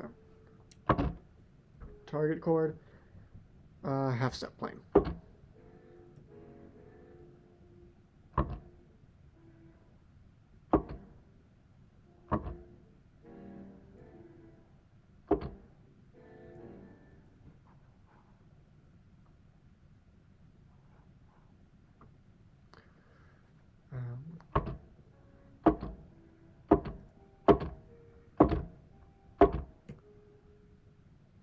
Same thing as earlier.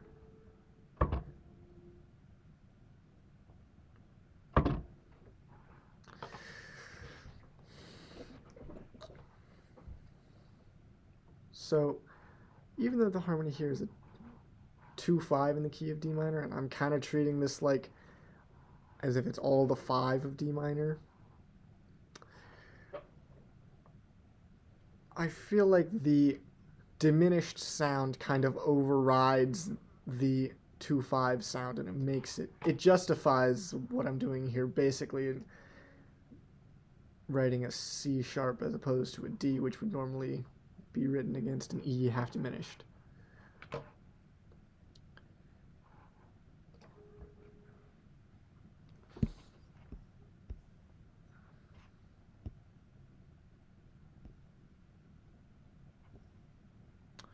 Okay, now I think it's time for a little unison.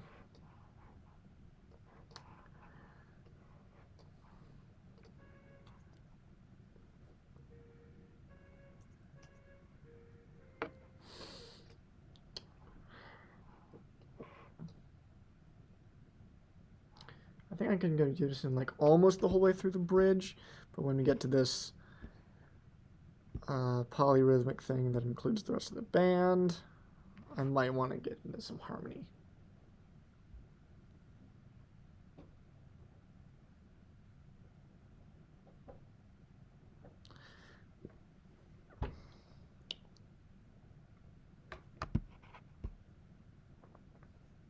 Okay, the harmony here is an F6-9.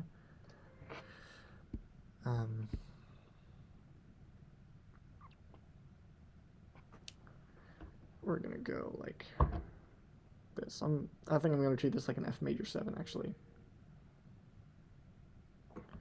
And then same thing, I can use these diminished passing chords.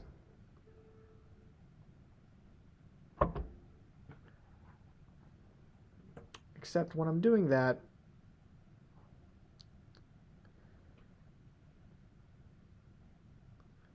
it's typically better to actually write an F6 chord. I wrote something down for this. What did I write?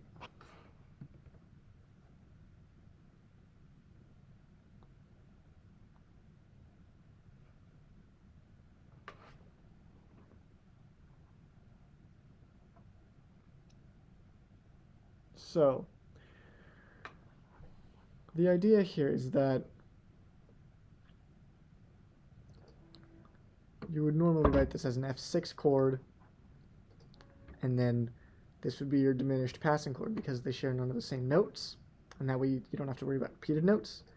However, in this particular case, the way the voicings are working, there actually would be no repeated notes anyway, so I'm just going to live with this.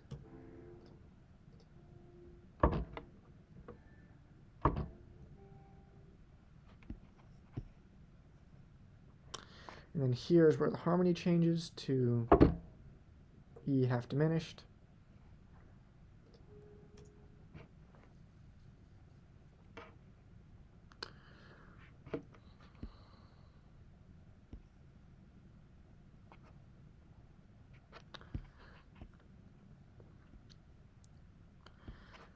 And then here, so on a half diminished chord, the fourth is basically a substitute for the third. So this A is taking the place of a G that would normally appear over this E half diminished. And so I'm going to half step plane this.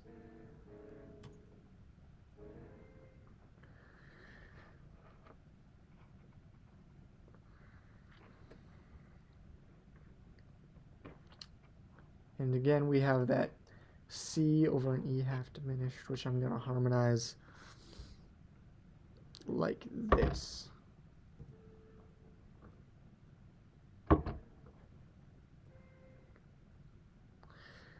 And now this is where the harmony changes to an A7 flat 9, or sharp 9 in this case, because the C is the sharp 9.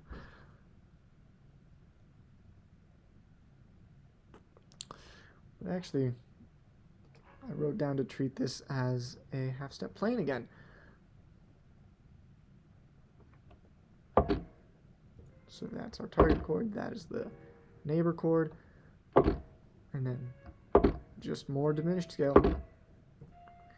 And this is definitely a upper structure moment. Not upper structure, 5-part, that's what I meant to say.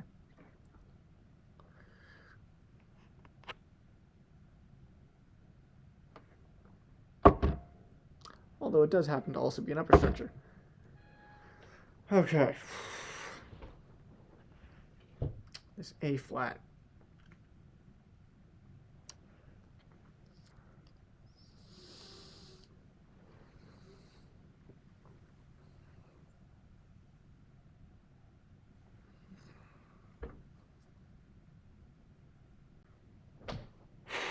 Okay. This A flat over an E flat 7. What I'm going to do is, I guess you would call it a minor third plane, because the harmony is E flat 7 sharp 11, so I'm going to really quickly jump up to a G flat 7 sharp 11, and then back down. Just because that A flat doesn't really work over an E flat 7. But since it's just for a moment, I think we can get away with it. Okay, same sort of thing, upper structures.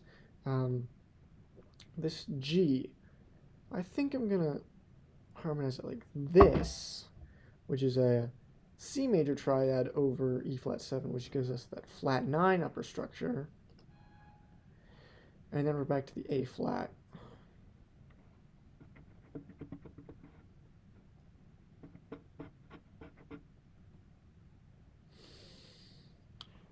Okay, I think it would make most sense to do it the same way.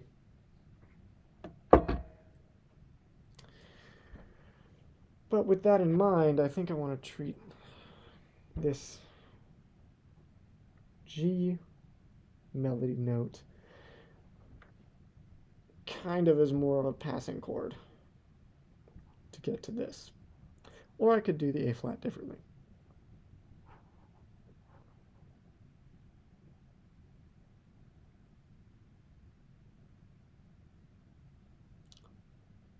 I'm going to do the A flat differently. I'm going to do it like this, which is basically a D diminished seventh chord with an extra note. This E is an extra note, a color tone. That does give us one repeated note, but these are going to be staccato. So I think that repeated note is actually fine. Okay, and I'm going to change how I harmonized the A flat over here, because I think I want to keep it the same both times.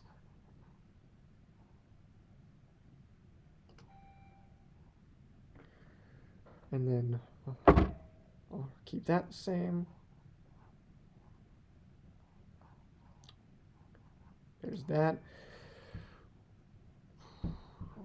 Okay, target note is here.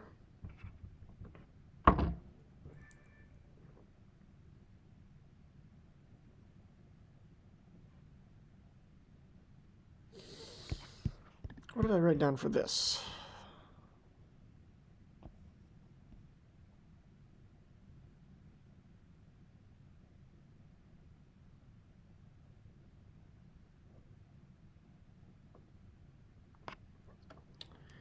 Just a passing chord,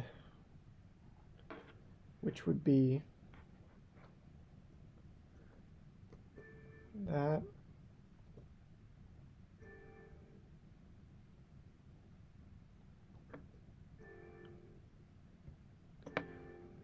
Like that. Okay, and there's our passing chord down.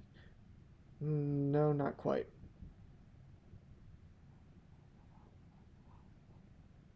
Because... Okay.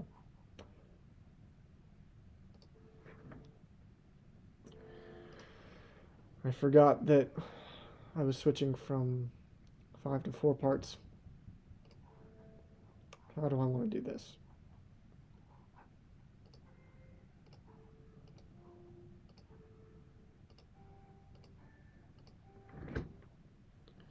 Okay.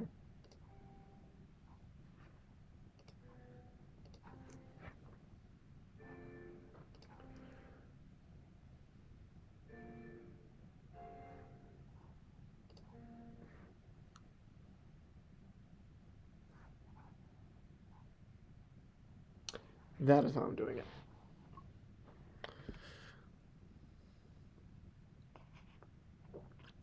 So I mentioned the possibility of doing some 3-part, which is exactly what I'm going to do here, because this is all one big augmented sound.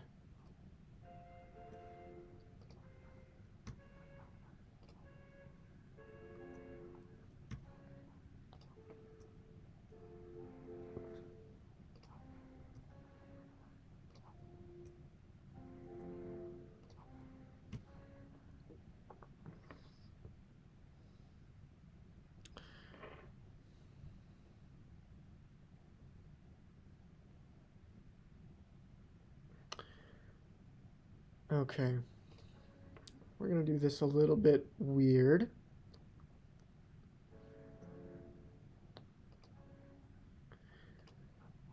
I'm going to make this actually not any doubled octaves or anything, just as is. The A will be unison, and it should not have a tie. This should have a tie. Okay.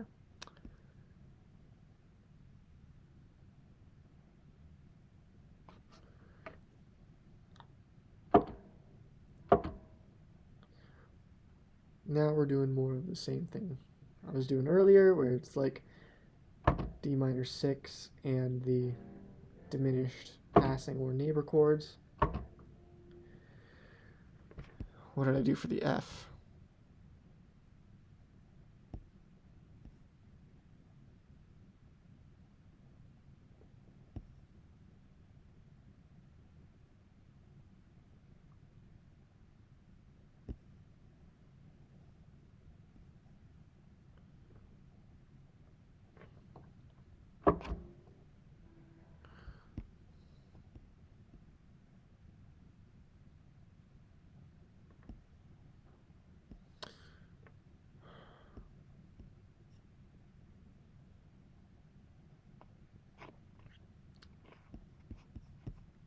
Okay. How am I going to do this?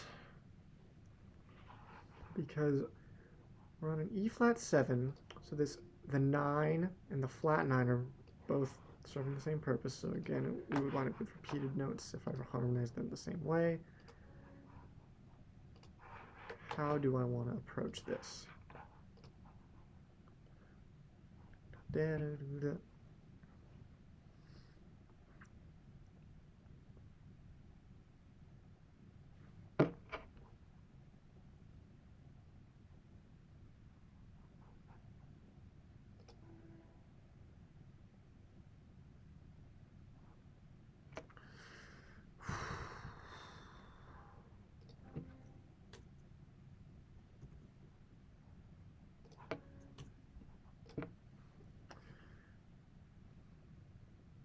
Okay, I think we just have to live with some repeated notes here again.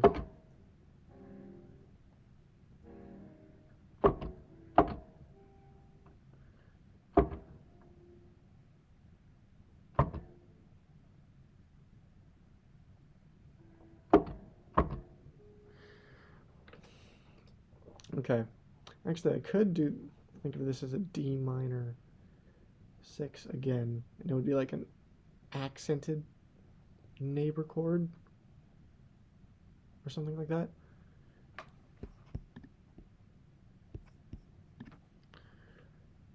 Yeah, that's probably actually a much better option.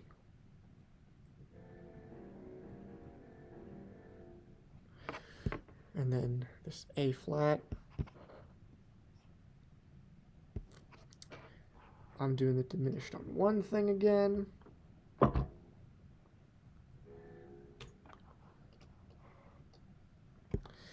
And then the whole band is in for these last hits, so I can harmonize them in a variety of ways. What's the harmony here?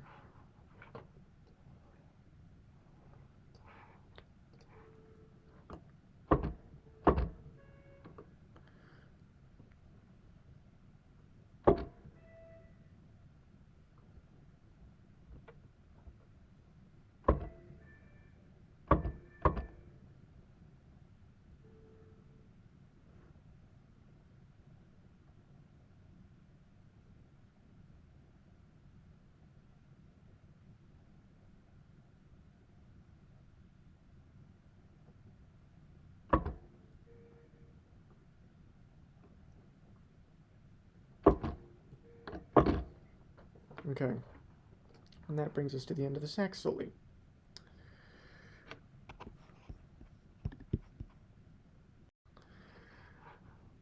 Okay. So I just went through and I exploded all of the horn parts, so now they look as they should.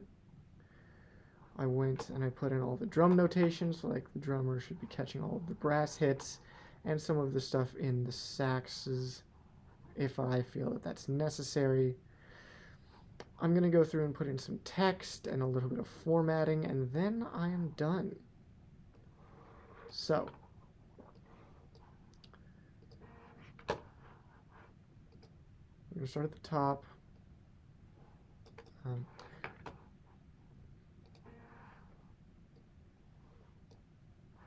This is where I'm going to say tacit first time.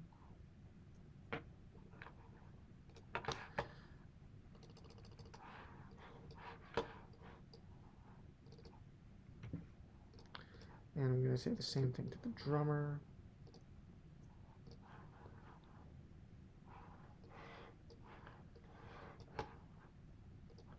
Then here we say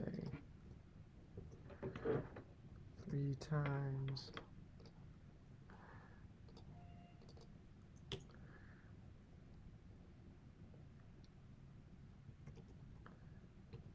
Last time only.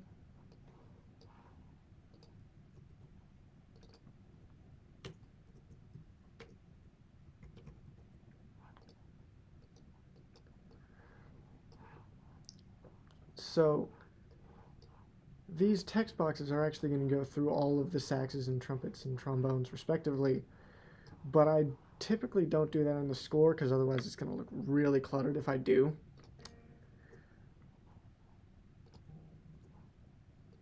So I'm just basically I'm going to export the score with it only written once, and then I'm going to go through and I'm going to put it in each part before I export the parts.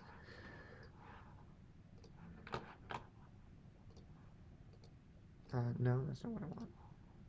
That's what I want.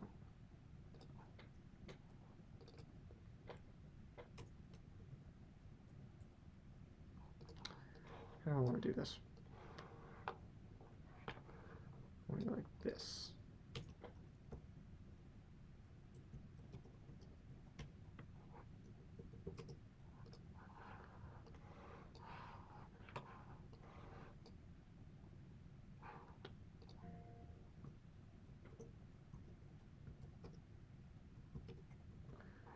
I'm going to say that.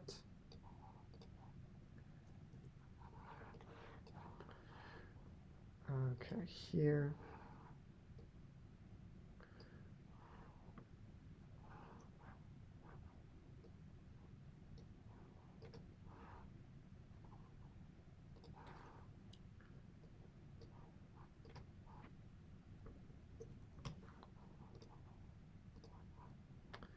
And then, oh, actually, whoops, this is supposed to go there. Perfect. And actually, I'm just going to copy and paste this over here where I say cha-cha.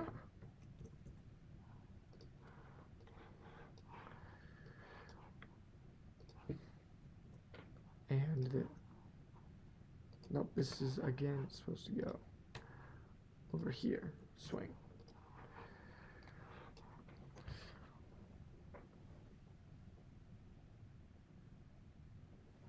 Oh, I forgot to put the chord notation into the comping instruments over here. This is why it's always good to go back and look over the chart before you finalize anything, because you probably forgot something. At least I always did.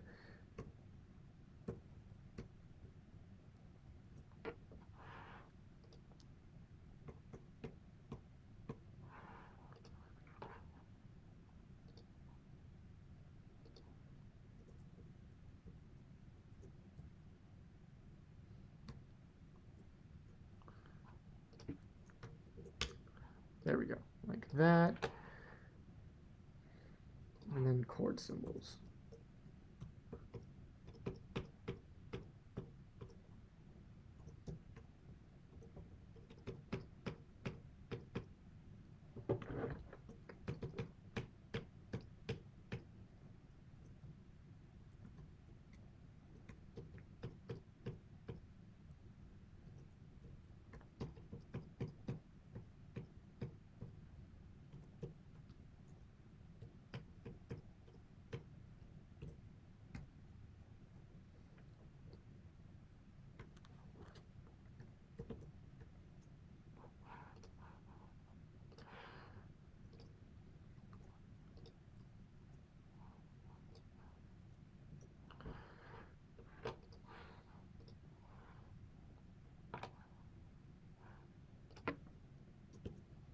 There we go. And I'm actually gonna put this hit in the rhythm section parts as well.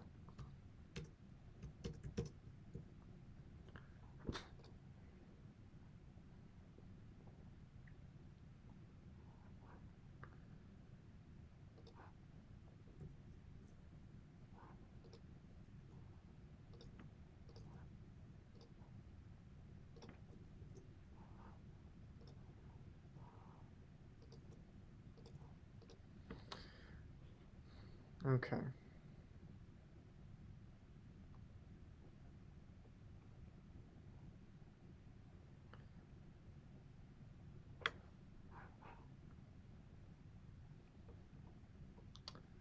Now I'm going to go here, and I'm going to say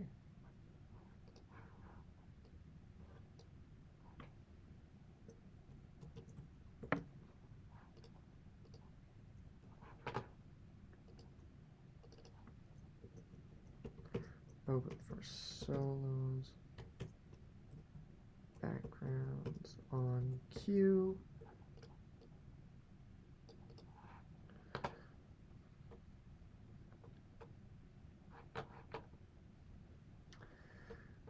And then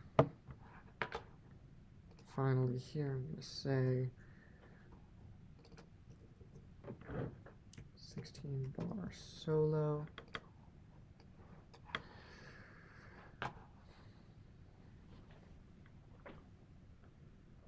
And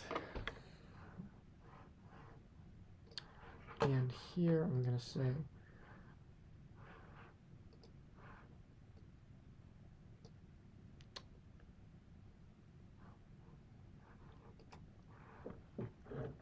DSO coda.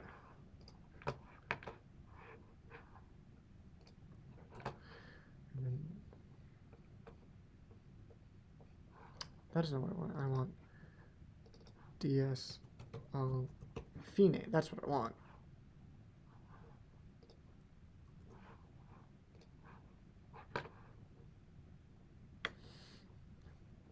Okay.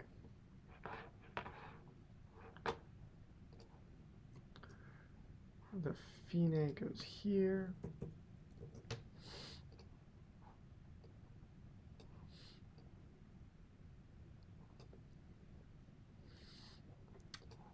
The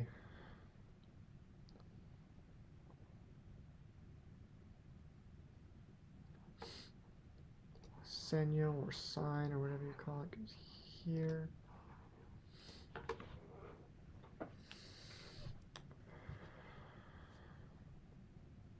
Okay, and that should be everything.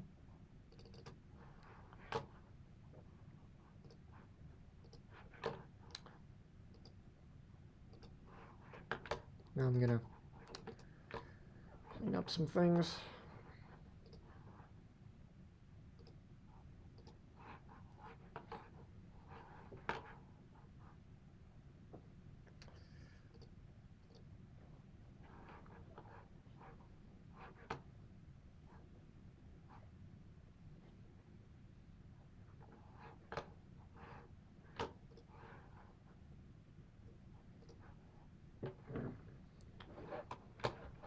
Oh, I've got to add a subtitle.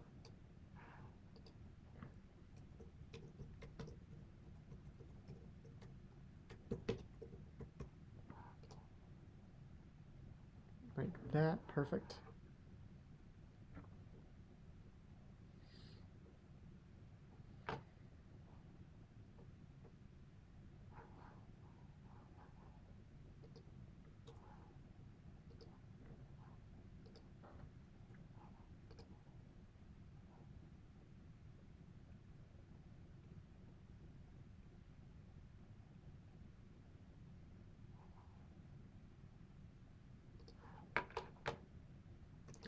Okay, I'm gonna move some of the chord symbols so that they're not like blocked by the bar lines.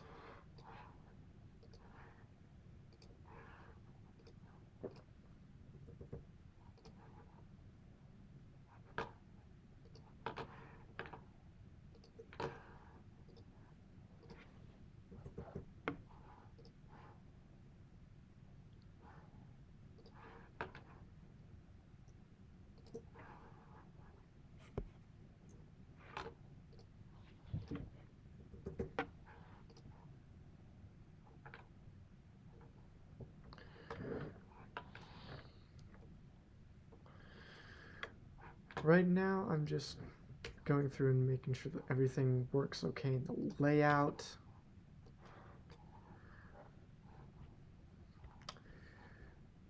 And then what I'm going to do is I'm going to go like this.